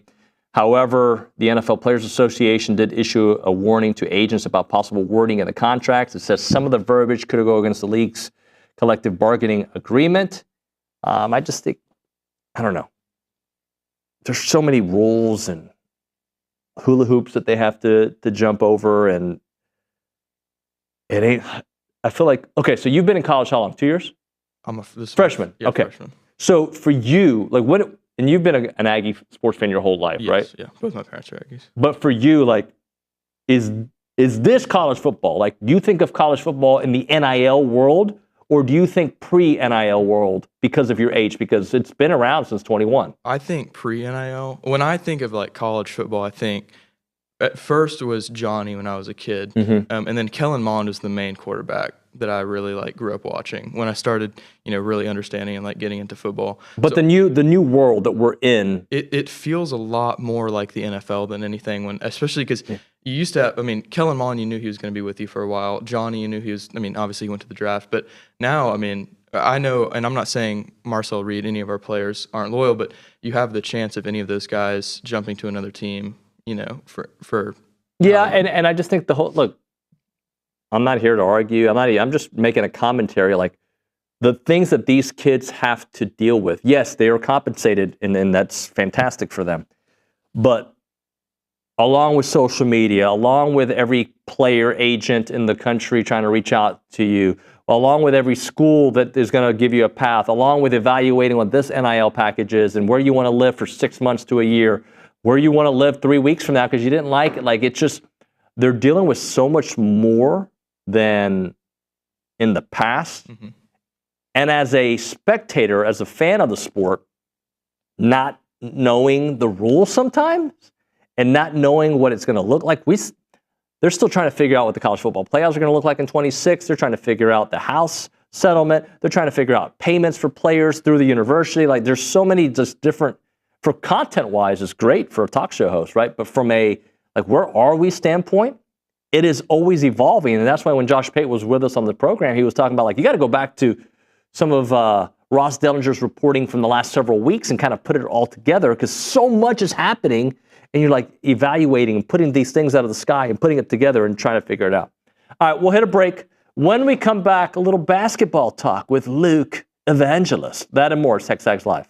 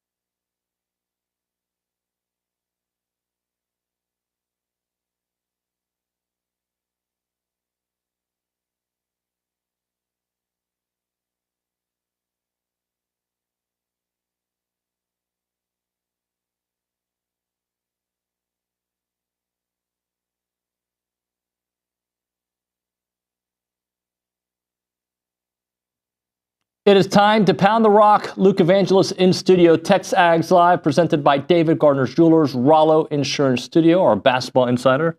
Luke, how are you, buddy? I'm actually great now that you said pounding the rock and not pounding the pebble. You know you've made it when, one, you get mentioned in the same tweet as Josh Pate, and sometimes you're even the cover photo of that tweet. And then two, you call the segment by its correct name.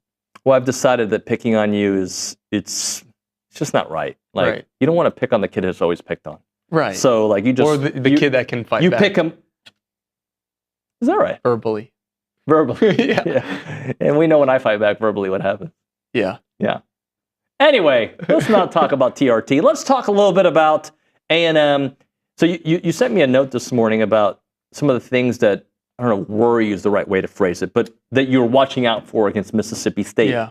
Do they play a brand of basketball that's similar to A&M? I would say on the defensive end, yes, because they are. And Hubbard as a scorer is similar to Wade? Yeah, they're both a little bit undersized. Josh Hubbard is probably a little bit farther along in his progression. Like as a freshman, he was Mississippi State's best player last year, and this year he's averaging 17 a game. Wade's sophomore year, I want to say he was closer to like 15 or 16, but he was on fire heading into the tournament. Yeah, he was. But Josh Hubbard presents a lot of problems because he can score at all three levels, and A&M and Mississippi State both are teams that, when it comes to defense, they have a philosophy of, okay, super in close, we're not going to let you get there, but the farther you get, yeah, we'll let you take all the shots you want. Mississippi State and A&M both allow like the top 50 most like three-point attempts per game in the country, but the difference is A&M's opponents shoot 31%, Mississippi State's opponents shoot 36%. So when it comes to A&M's defense, they're going to contest every shot, but they want you to shoot the three. Mississippi State like almost gives it up, like, and opponents are making them pay more often because they give up 37% of their points from the three line. So if A&M can't make threes, it's going to be a really long night, and that's kind of it's almost like weird because that scares me because that's been the key for them is not shooting the three as much. Like you remember when they were shooting 30 threes a game against Kentucky and Alabama? Unfortunately, I do remember. Well, the reason they've been winning so much is because that number is like between 20 and 25. It's finally clicked that going to Pharrell Payne, going to Anderson Garcia, and working inside out as opposed to outside in is the best thing for this offense. Well, tonight, if you're working inside out, you need to make sure you can hit shots from the perimeter. And outside of Wade Taylor, CJ Wilcher's been finding his game, but I wouldn't exactly characterize the rest of the team as on fire from three. No, I 100% agree with you. So you've heard the bit that OB and I do. It's not even a bit, it's a fact. There's always a guy or two that hits threes on the opposing team that you don't think about. Yeah. Right? Have you kind of looked at Mississippi State like, man, I don't know. They guess beyond Hubbard, do they have other guys that can they've got a lot of other shooters. I would say Cam Matthews, I know he shoots 20% from three, but if you're looking for someone who's not a normal shooter, they only have two guys who shoot over 35%. It's Harris and Hubbard. So if you're looking for someone that is like not a good shooter, it's probably Cam Matthews. He does it all for them. He averages 7 points, 7 rebounds, and 4 assists. And A&M can identify like your best player. Think about what they've done to Caleb Grill, what they did to Jeremiah Fears, and then what they just did to Asa Newell and Zvonimir Ivicic. Cam Matthews isn't always at the top of the scoring scouting report for opponents. So even though he shoots like 20% from three, if you let him get a couple looks, he's going to take them because Mississippi State is a team that wants to take threes as well. They can. I mean, I know every team in the SEC can do this, but they've got a top 25 Ken Palm offense, and they can score at any level. I had Arcade Beckham did you hear when we were going through teams' top scorers and how they've done against A&M? I'll read you a couple of them because for A&M to be, look, they're successful under most scenarios, but when they're, I think, winning against top teams and teams that have dynamic scorers, is they're holding that dynamic score well below his average.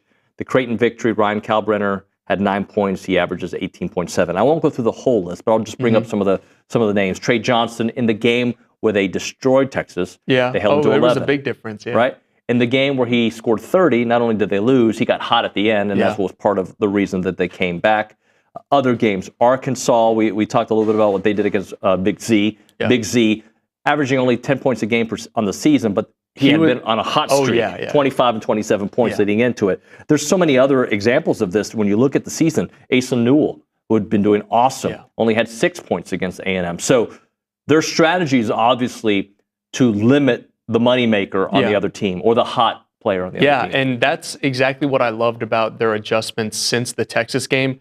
I know Trey Johnson had like 10 points at the free throw line, but he was the reason Texas came back and won that game. So since that, the reason they've been on this winning streak is they're going to say, okay, we're not going to let your best player beat us. It has to be somebody else. And I know that presents nights where somebody like Bryson Goodine or Blue Kane, who nobody, if you watch college basketball, you know who those guys are, but the casual fan is why is this bench warmer going crazy? Well, that's because would you rather Blue Kane or Asa Newell, who shoots like 70% from the field? But what did they do to Blue Kane? He had, 15 at the half? And then they said, okay, Solomon Washington.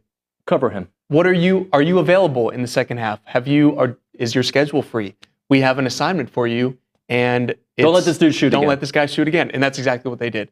Now, sometimes that works for the entire game, like Asa Newell or Caleb Grill. They were just face guarding him and wouldn't let him go off. The only time in the last 3 weeks I've seen A&M get beat by a team's best player was Colin Murray Boyles. I don't remember exactly what he had, but it was close to 20 points, and he was the only reason South Carolina was in that game. But other than that, you would be hard-pressed to find another team's best player that went off against A&M on this winning streak. I've told Buzz this on the show before, and I'll say it here. One of the things that I don't think he gets enough credit for is his self-diagnosis of the team in that season alone in that season, and also in a game.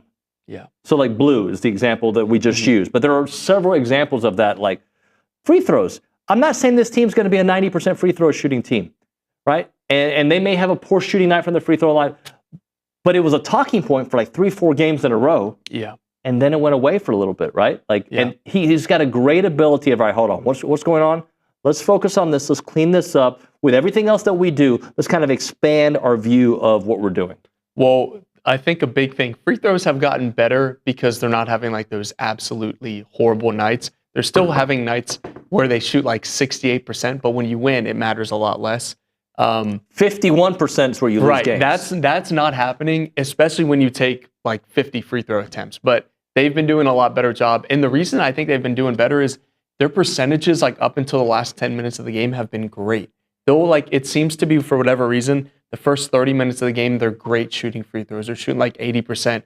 And then as we're kind of getting into crunch time, they start to miss a couple. But then the moment the game is, like, think about the South Carolina and the Missouri game, the moment a free throw is absolutely needed, they make free throws.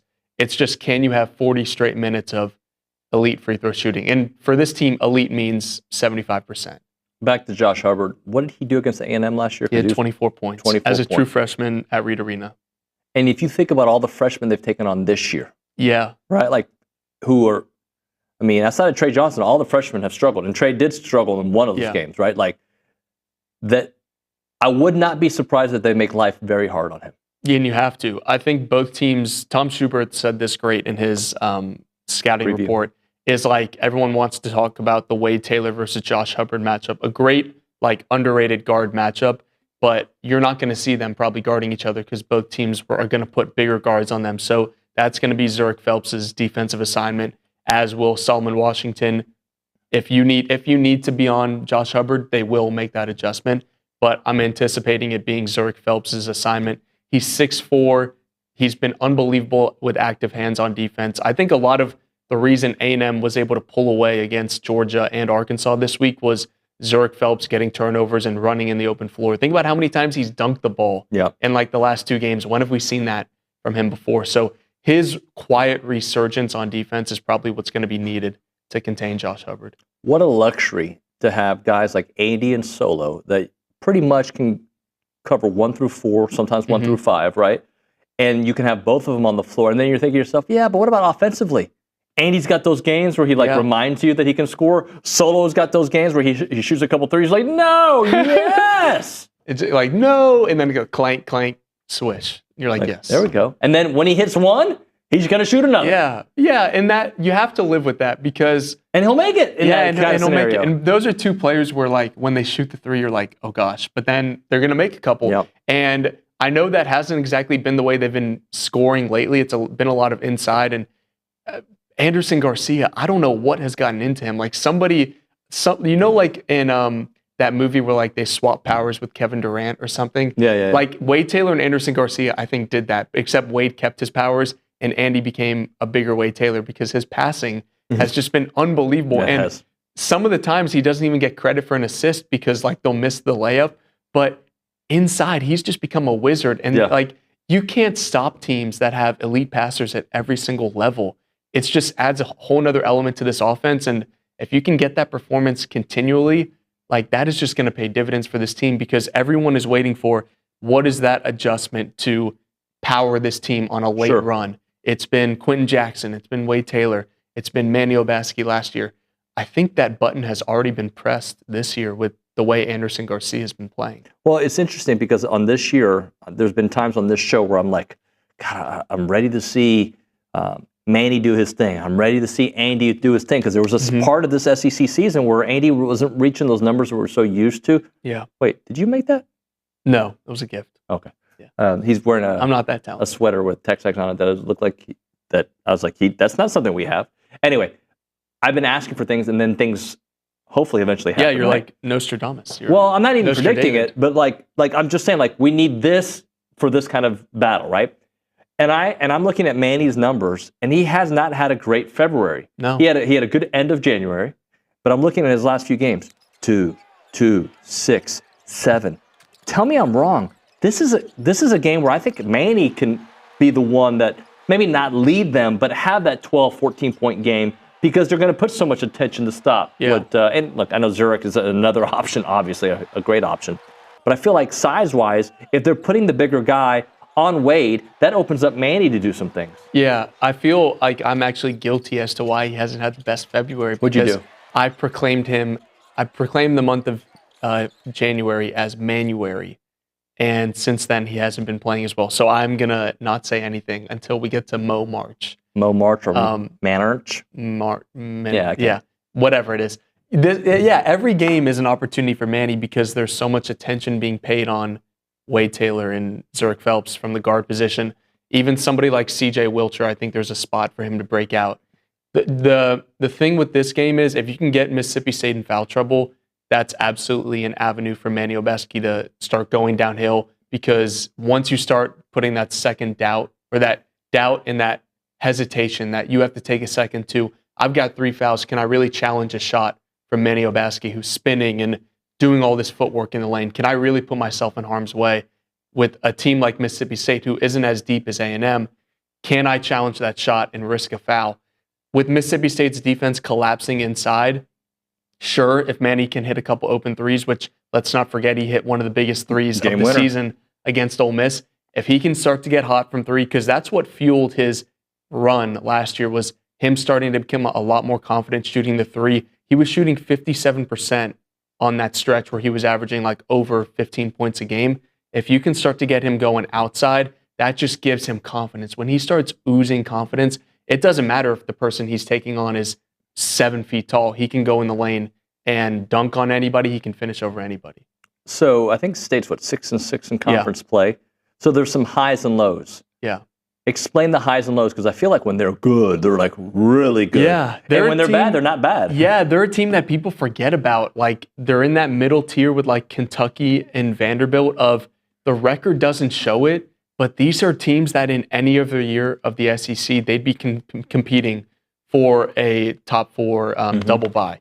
It's just they've been beat down by their schedule. Like I know they swept Ole Miss, but when you got to play Tennessee, Florida, Alabama, Auburn, and now Texas A&M, you're going to take some losses. And the reason that A&M and all those top teams have been able to separate themselves from the middle is they don't drop games to teams below them. In Mississippi State, they don't really do that, but they've just had to play a lot of teams above them. They got a little bit unlucky with their mirror opponents, and you're going to take some losses. But this is a team that is way better than 6-6. Like this is a team that's going to be a top 8 seed in the NCAA tournament.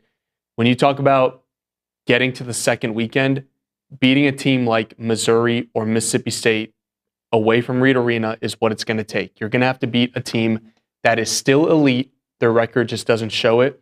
And so they've already kind of passed that first test with Missouri going on the road and beating them. Now you got to do it against a Mississippi State team that is due for a home win. Like, they almost beat Kentucky when they were number 6. They lost by 5. They almost beat Alabama when they were number 4. They lost by 4. You've got a top 10 A&M team coming into the hump. It's a place where A&M basketball hasn't necessarily struggled. I know they beat them 2 years ago to kind of spoil the SEC regular season title run, but Starkville is just a place that A&M doesn't do well in when they've got something going. Yeah, when there are hopes and dreams for A&M sports, Starkville tends to crush them. This is, to me, is the test where if A&M can get to 1-1 on this week and just win this first game and see what happens against Tennessee, that's going to be the sign of, wow, this team is really built different. Who do you think is the better team, though? Missouri? Texas A&M. But no. Missouri or Mississippi State? Considering the way when Missouri was playing, they were one of the hottest teams. They were 15-0 at home at that point, right? It's absolutely Missouri, but for whatever reason, this just is a matchup that gives me second thoughts. Okay. Mississippi State is just a team I'm not worried about the Missouri game for some reason. I don't know about you, but I'm nervous for every game this team plays. Well, of course, because all these games come down to the wire. But I felt, I'm not saying that I don't feel good about this Mississippi State game. I do, but I felt better going to Missouri. I was like, I guess I got to go back and listen to the show because I'm sure I was whining about something. But I remember going into that game like, as long as they play their brand of basketball, I think they'll be fine. Yeah, and that's the key to success. If they can play that brand of basketball, they can beat anybody in the country. And when they're healthy, they can beat anybody in the country. But it's just, I don't know. I don't call it a bad vibe or whatever, but it just seems like these teams that A&M is playing, it's 1 or 2 plays deciding the game. And A&M's been making those winning plays game after game, but at some point, that's not going to happen. And you hope that never happens in March. Right. But this team is a couple missed free throws away. And when they're playing a team like Mississippi State that is also going to miss a ton of free throws, you just hope that this team doesn't shoot themselves in the foot at the free throw line. They can out-rebound a team that, numbers-wise, is pretty similar to A&M on the rebounding front overall. I know A&M's got the offensive rebounding advantage, but that battle between A&M's defensive glass and Mississippi State's offensive glass is one to watch. And if they can't win that and they start giving up a bunch of second chance opportunities and Mississippi State hits their threes, it's going to be a long night. And they're a pretty experienced bunch. Oh, yeah, very experienced. I know Josh Hubbard is just a sophomore, but they've got guys like RJ Melendez, who was a great player at Illinois. He was at Georgia last year. Another senior. They've got Cam Matthews. They've got experience all up and down their lineup. They've got size. It's just another dogfight in the SEC. This is any team you play on the road, it's going to be a tough game to win. Obviously, A&M is the better team, but anything can happen in a road game. Like, we just saw Mississippi State blow out Ole Miss at home, and we've seen Mississippi State only win 2 home games all year. You just never know what you're going to get on the road in the SEC, but the themes tell me and the trends tell me that it's a tough place to win. They've got like the 8th most wins in the SEC at home over the last 3 years, and I don't think people associate tough home environments with Mississippi State like they should. Let's hit a break. We'll come back with a little bit more. I want to break down this A&M versus the road teams, especially when they're ranked. A moment for Caldwell Country Chevrolet, Highway 21 in Caldwell, online at caldwellcountrychevrolet.com. They have a decent selection of commercial vehicles with service body trucks, flatbed trucks, and several medium-duty trucks for those heavier jobs. And they're locally owned and operated. They got great customer service, great pricing, and great trade-in value. So when you are looking for a kid, if you're looking for a car for your kid, potentially, like we are in the situation, that's the place to start your search. You can look at the pre-owns, you can look at all the vehicles that they have and figure out the right one for you. Then you make the drive out to Caldwell Country Chevrolet, get that great trade-in value, leave a happy person with excellent customer service that follows you. Complimentary pickup and delivery for their service customers, and they have complimentary oil changes for the life of your purchase as long as you own that Caldwell Country Chevrolet vehicle. It's about a 15-minute drive we're talking about from the edge of Bryan to the beginnings of Caldwell. Short conversation away, but you'll see the difference when you step on the lot and do business with the great people at Caldwell Country Chevrolet. Highway 21 in Caldwell. Online, caldwellcountrychevrolet.com.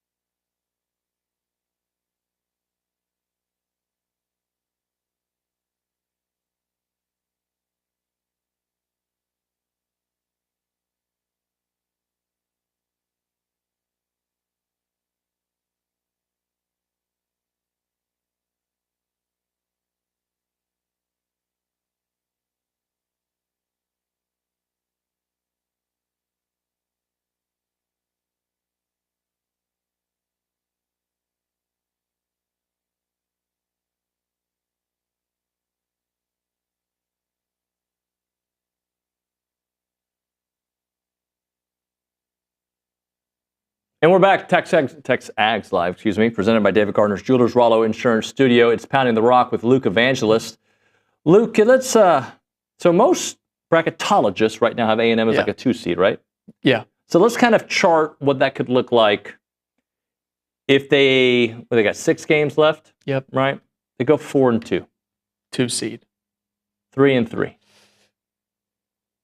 You're bordering on 2-3. Probably you would hope the resume could pull you up to a 2, but your 3 losses, I'm assuming, would be to teams that are on the 1 and 2 line. So they wouldn't ding you probably too much. 2-4. 3 or 4 seed. So what's the lowest seed you see possible? Yeah. And what's the highest seed you see possible based on what's left on their schedule? At this point, A&M's going to make the tournament, even if they lose every game from here on out. I know that is a strange thing to say this time of year because normally they're on the outside looking in, or like, how many games do we have to win to get in? A&M could go 0-6 and still get in. The lowest I think they could be 5 seed. Probably maybe a 6. 6, you think? If they lost if they lose 7 in a row. They lose 6 in a row and then get bounced first round of the SEC tournament, you're probably a 6 seed. You win every game in that scenario. You're a 1 seed. If they win out or just go 5-1 and put up a decent showing in the SEC tournament, they can be a 1 seed. Because as the way I see it right now, there are 2. So put up the standings real quick, Nick, if you don't mind. There's 2 1 seeds locked in. Because Duke, it plays in a horrible conference. They're not going to lose enough to get bounced. Yep. And Auburn is going to be that other 1 seed. So if you could say 5-1, Alabama, but they've got a really tough remaining schedule. And if they lose like 4 of their last 6 games, they might not be as locked into a 1 seed as people think. So it's A&M, Tennessee, and Florida competing for the final 1 seed, essentially. Well, you're 2 games up on Tennessee. Yeah, right? so Billy and I were breaking it down at lunch yesterday, and for NCAA tournament purposes, they obviously have to beat Tennessee, and they should probably consider winning at least 3 games to finish the year to end up with the top 2 seed. But for the SEC tournament to get that coveted double bye, it's between A&M, Missouri, and Tennessee. And we've broken down the schedules. A&M has to go 1-1 this week, and it would be preferable for that 1 win to be over Tennessee. If they beat Tennessee on Saturday... So you're saying this is for double bye purposes? If they beat Tennessee on Saturday, they've essentially, I don't want to say locked in that double bye, but it would take losses to Vanderbilt and Florida. Vanderbilt and LSU. Let's slow down. To get to knock them off pole position of getting that double bye. But they'll be in a great position. Yes. They've got the head-to-head on Missouri. Missouri needs to be 1 game better than them for the rest of the year. And they have a tough road. They've got a decent schedule. We were looking at it, and they should go 4-2. So that's why A&M has to go 3-3 at minimum to get that double bye. And one of those 3 wins has to be Tennessee. So 3-3, let's show that. That would mean beating Tennessee in this scenario. Yeah. They would be 12-6. Beating LSU, beating Vandy. Yeah. Like if in that scenario, A&M's going to be the 4th seed.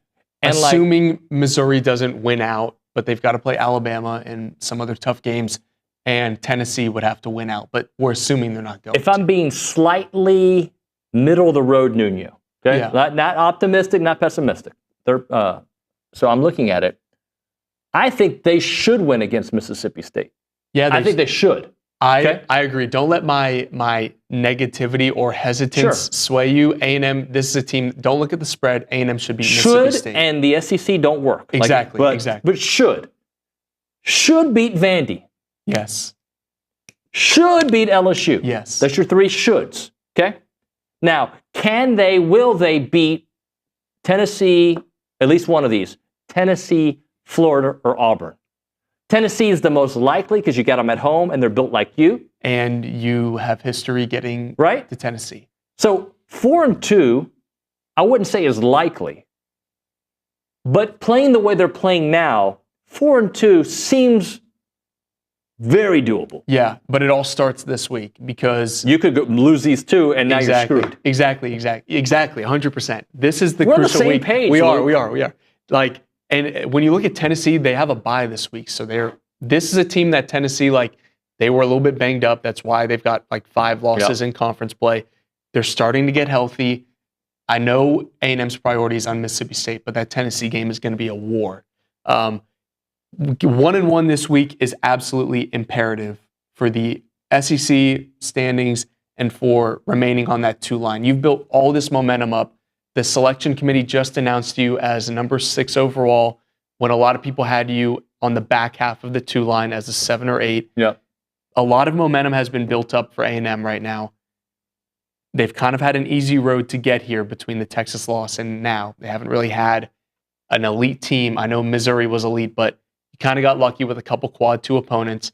This is their first test of back-to-back games in a week. Like, think about the last time they've been tested like this. It was Alabama and Kentucky. You got to split this week. You have to find a way to split these opponents. I think they can get a win tonight. I know they can get a win, but I don't want to look ahead. I'm trying not to look ahead at... You don't play for the team. I don't, but I'm just really excited about the Saturday game because a win on Saturday, the perception is going to change about A&M, about who's really deserving of that final 1 seed. Well, here's the thing. Like, just because we say should or could, they're in a position to maybe not win the SEC regular season, but they're in a position to get a top 3 national seed with the final stretch of their season. I almost said a word I shouldn't say, but good. Let's celebrate that. And just because they have I don't want to bring up football, but they're in a position at the end of the season. Now go do it. Yeah. Right? Football is in a position at the end of the season. They didn't do it. 2 different sports, 2 different coaches, 2 different everything, right? But my point is, what a great conversation piece when you started November 1. What a great conversation piece here on February the 18th. We're a week and a half away from March, and you're in this conversation. That's why I'm so excited, and that's why I'm trying to limit my expectations because I don't want to get hurt. But this is a team that has not exactly let you down this time of year. Mid to late February into March is typically when they play their best ball and start knocking off teams that you think, oh, A&M was the underdog in this game. How'd they win? This is the time of year where A&M starts putting those shock and wow factor wins together. And what better time than this week where you've got 2 top 25 opponents and 2 teams where you're probably going to be the underdog in those games. Good job, Luke. Appreciate Thank you. More basketball on the other side. Justin Lanham. Have you ever met Justin Lanham in person? Yeah, I think so. Okay. You don't know? How do you not know this? Justin, nod your head if we've met. No. I think so. Yeah, I remember. I feel like I've just interacted with him so much, like on Zoom, that it tricked me into thinking we have met. Well, we're going from Luke Evangelist to Justin Lanham. What an hour of basketball talk. Right now, we're talking Heritage Films. They make documentary films about families. I told you guys that my dad's been in the hospital, and we've had a lot of reflection. He's doing much better. But doing that Heritage film, when we did it, I remember talking to Chance beforehand, man, my dad's really, he's very clear right now, and he's in his 90s, but I feel like we got to do this now just so we have the great story, and we did it. And I'm so happy that we did it, because we watched it together, and it was just something that all my kids and my wife and my brother's family, we all got to, just to do it with my dad there and watch him on the big screen. It was awesome. But also, 20 years from now, 30 years from now, the next generation of Nuño, we're going to be able to see where the story started with my pops. And Chance did that. He can do that for you. He makes documentary films for families, family businesses, family ranches. The website is yourheritagefilm.com, yourheritagefilm.com, 713-893-8341, 713-893-8341. It is Heritage Films.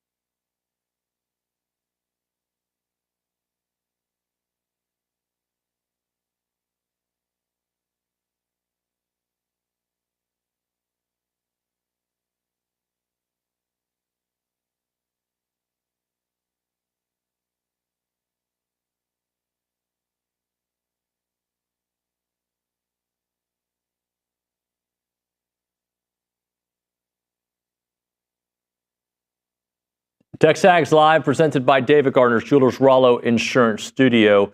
Let's continue the basketball dialogue. We go to the Buffy's Catering Hotline. We're joined by Justin Lanham. Justin, I know that you were listening a little bit to the Evangelist breaking things down. Didn't know if he's ever met you, which was, I think, very embarrassing and weird. I know it the day I met you. But that being said, Justin, are you kind of in the same wavelength with Luke? Like, man, like all these things we've talked about are possible here with the last 6 games of the season. And, you know, I don't know if I ever thought a 1 or 2 seed was possible when the season started. I thought they could be like a 4 or 5 at their best. And here they are in the conversations for a 1-2. Yeah, it makes me think of the Dumb and Dumber. All right, so you're saying there's a chance, you know, and that's really kind of how I feel. Like I think there's a chance to obviously possibly secure a 1 seed. I think the 2 seed is obviously a little bit more realistic, but I definitely think that it's out there for the taking. Right, so it's a schedule that you want. I think a lot of people would say you don't want this schedule because you're at this 2 spot. Maybe you want a little bit easier. But to me, it's like, why would you not want this schedule? Because now you have an opportunity to move up. Some teams don't have that opportunity because of the teams they're playing. But because of what's left on A&M's schedule, you have a chance to bump up to that 1 spot. And so I think that that's what you want at this point in the season. Your room always looks so nice. I see the gig of Aggies in the background. I feel like you guys vacuum and clean up. Very nice. I'm very jealous of that, Justin. All right, so let's look back at this Arkansas game. And this was a game that, like, yeah, at times was interesting, right? You know, the 8-0 run to start off. They tied at 50. But it was one of those games like, yeah, when they turn it on, it's going to be over. And that's exactly what they did. Yeah, absolutely. I think to me, it seemed like they started to pick and choose kind of where they wanted to take advantage of this Arkansas defense. And that was really encouraging to see. I felt like the offense was picking and choosing their spots. And I felt like they were able to get to those spots and pick and choose exactly what they wanted to attack. And like Anderson Garcia playing with his back to the basket, able to spin off of guys and get to the basket, really getting the ball inside. Like I felt like that was obviously a game plan for them to really try and take advantage of this Arkansas defense. And so that was really super encouraging to see. I think, again, just some guys just really stood out to me, but none more so than Anderson Garcia. I think he just was kind of the catalyst for the game on Saturday to get those guys going. And that's just huge. He's such an easy player to like and enjoy his game and watch, and he's fun. And so it was really, really cool to see him have a big game. Talking to Justin Lanham here on TexAgs Live, presented by David Gardner's Jewelers. In our back and forth this morning, you sent me a note that I was really interested in. When you're talking about duos, right? Like, if you need these 2 guys to do this, what duo do you think gives A&M the best opportunity to win? And there's a couple of different ones. Phelps and Wade Taylor, Solo and Garcia, Coleman and Payne. From that, and if you want to pick and choose some other ones as well, like what do you think is the best duo playing at their best for A&M to have the most opportunities to win games? One of the duos that I left off that you could possibly even say too is maybe like Manny and Hayden Hefner. Like you could maybe pair them 2 together in the sense of like maybe they're coming off the bench. You know, do you need some of those guys off the bench, right? So this is really going to be tough because you're talking about Phelps and Wade Taylor, who I think a lot of people would say. But then here as of late, you've seen Henry Coleman and Payne really kind of emerge as this post-game presence. I mean, you can feel their presence inside in the SEC play. But for me, David, it's got to be Solomon and Andy. The reason I say that is they're just the spark plug. Like when those guys have big games, when they're really impacting the game, I feel like you really feel it. Not that you don't feel it with Wade Taylor or Phelps or Payne or Coleman. You definitely feel it when those guys are impacting the game. But with Solo and Anderson Garcia, they just seem to impact the game in ways that other guys don't. They're the hype guys. They're getting the crowd going. They're doing the little things, right? Solo is such a good defender. Like sometimes I think we don't talk about that enough. Like he is such a good on-ball defender for his size. And so the way he can impact the game, Wade Taylor can't impact the game like that on the defensive end. But at the same time, we understand Solo can't impact the game like Wade does on the offensive end. But I just feel like Andy and Solo, they're kind of like the Bash brothers, like in the Mighty Ducks. Like that's just what you feel. Like you're just going to call them in and they're just going to come in and bang their heads and be ready to play. And so to me, I think that's just the biggest impact.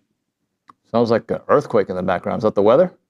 Sorry, we just hearing some weather just crashing down on TexAgs studio. I mean, at least we did here in the back. Hey, so Justin, when people say this, and I don't think when you say the stats don't fully kind of tell you the story, I feel like those two guys you talked about are exactly that. There are games where their stats, Andy's got this 11, rebounds or whatever, right? There's those games.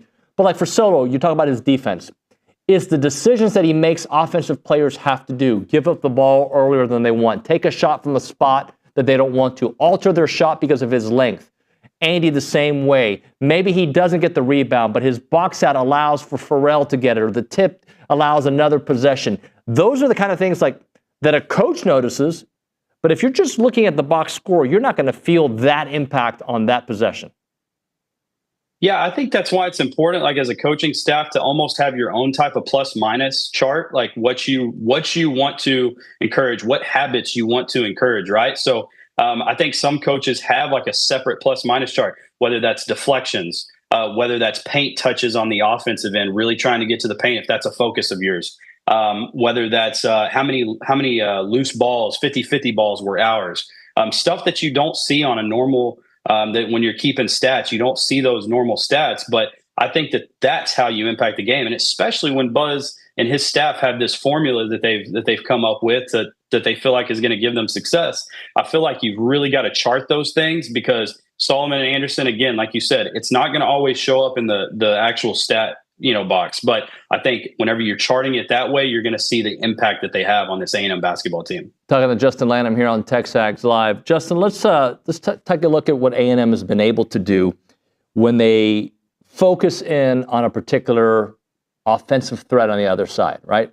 And it's been a theme all show long. Like, that's where they are really at their best. When they win these games, they will limit the production from, if not the top scorer, the next available option, and it's typically the best scorer or the hottest scorer at that moment.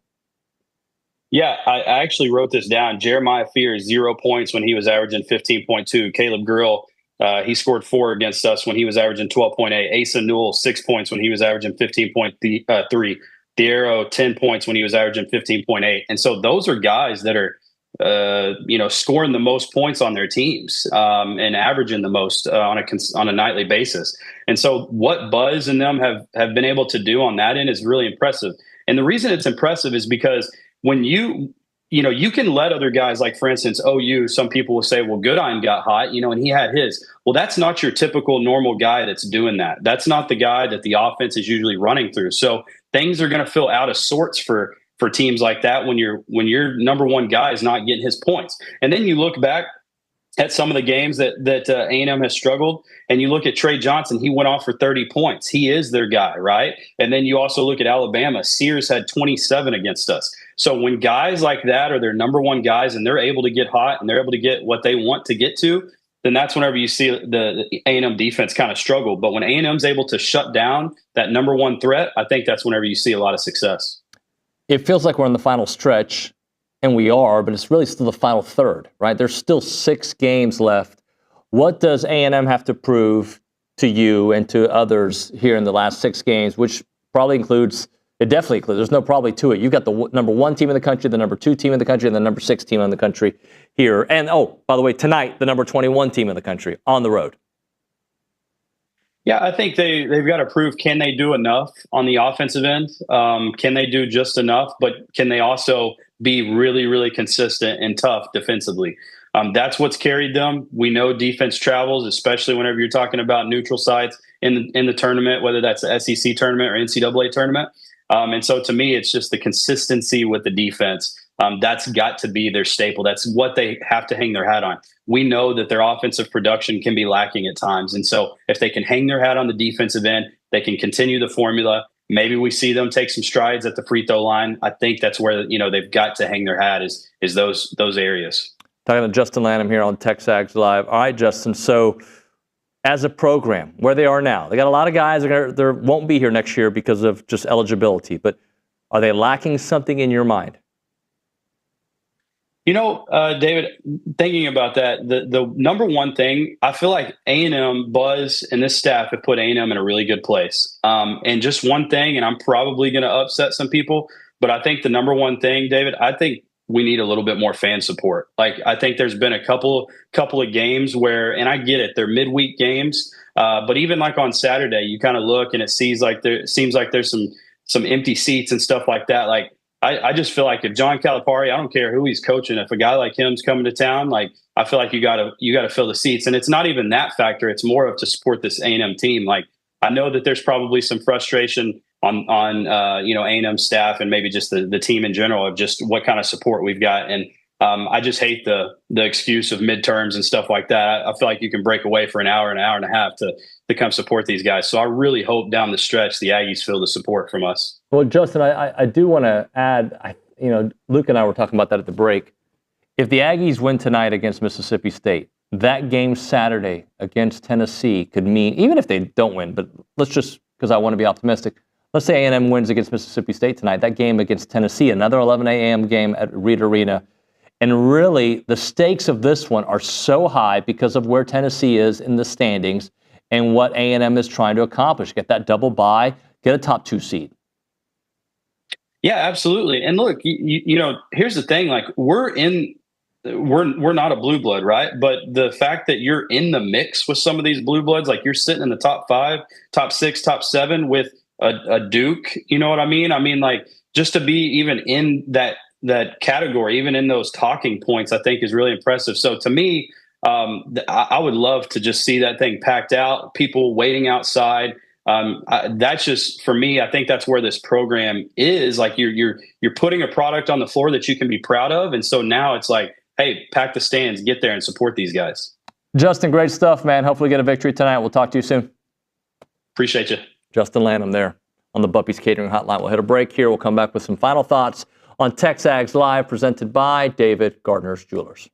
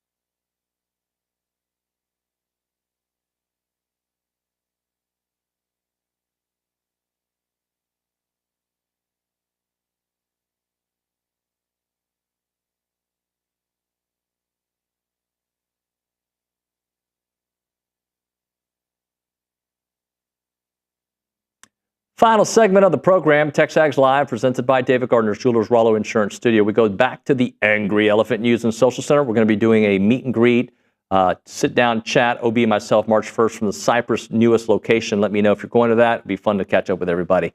All right, Reed Neal, got a text for us, don't you? I do. So on the TexAgs live stream, Coach Rich 32 says, I would not be surprised if Hoops loses at least 2 games out of the next 7. Don't we usually dip a little right before the tournament? The double bye would be huge in the tournament, though, which I would be more than happy with 2 and 7. But 7 and 2. 7 and 2. Yeah. Well, do you have some of the what did they do last year in the last 6 games?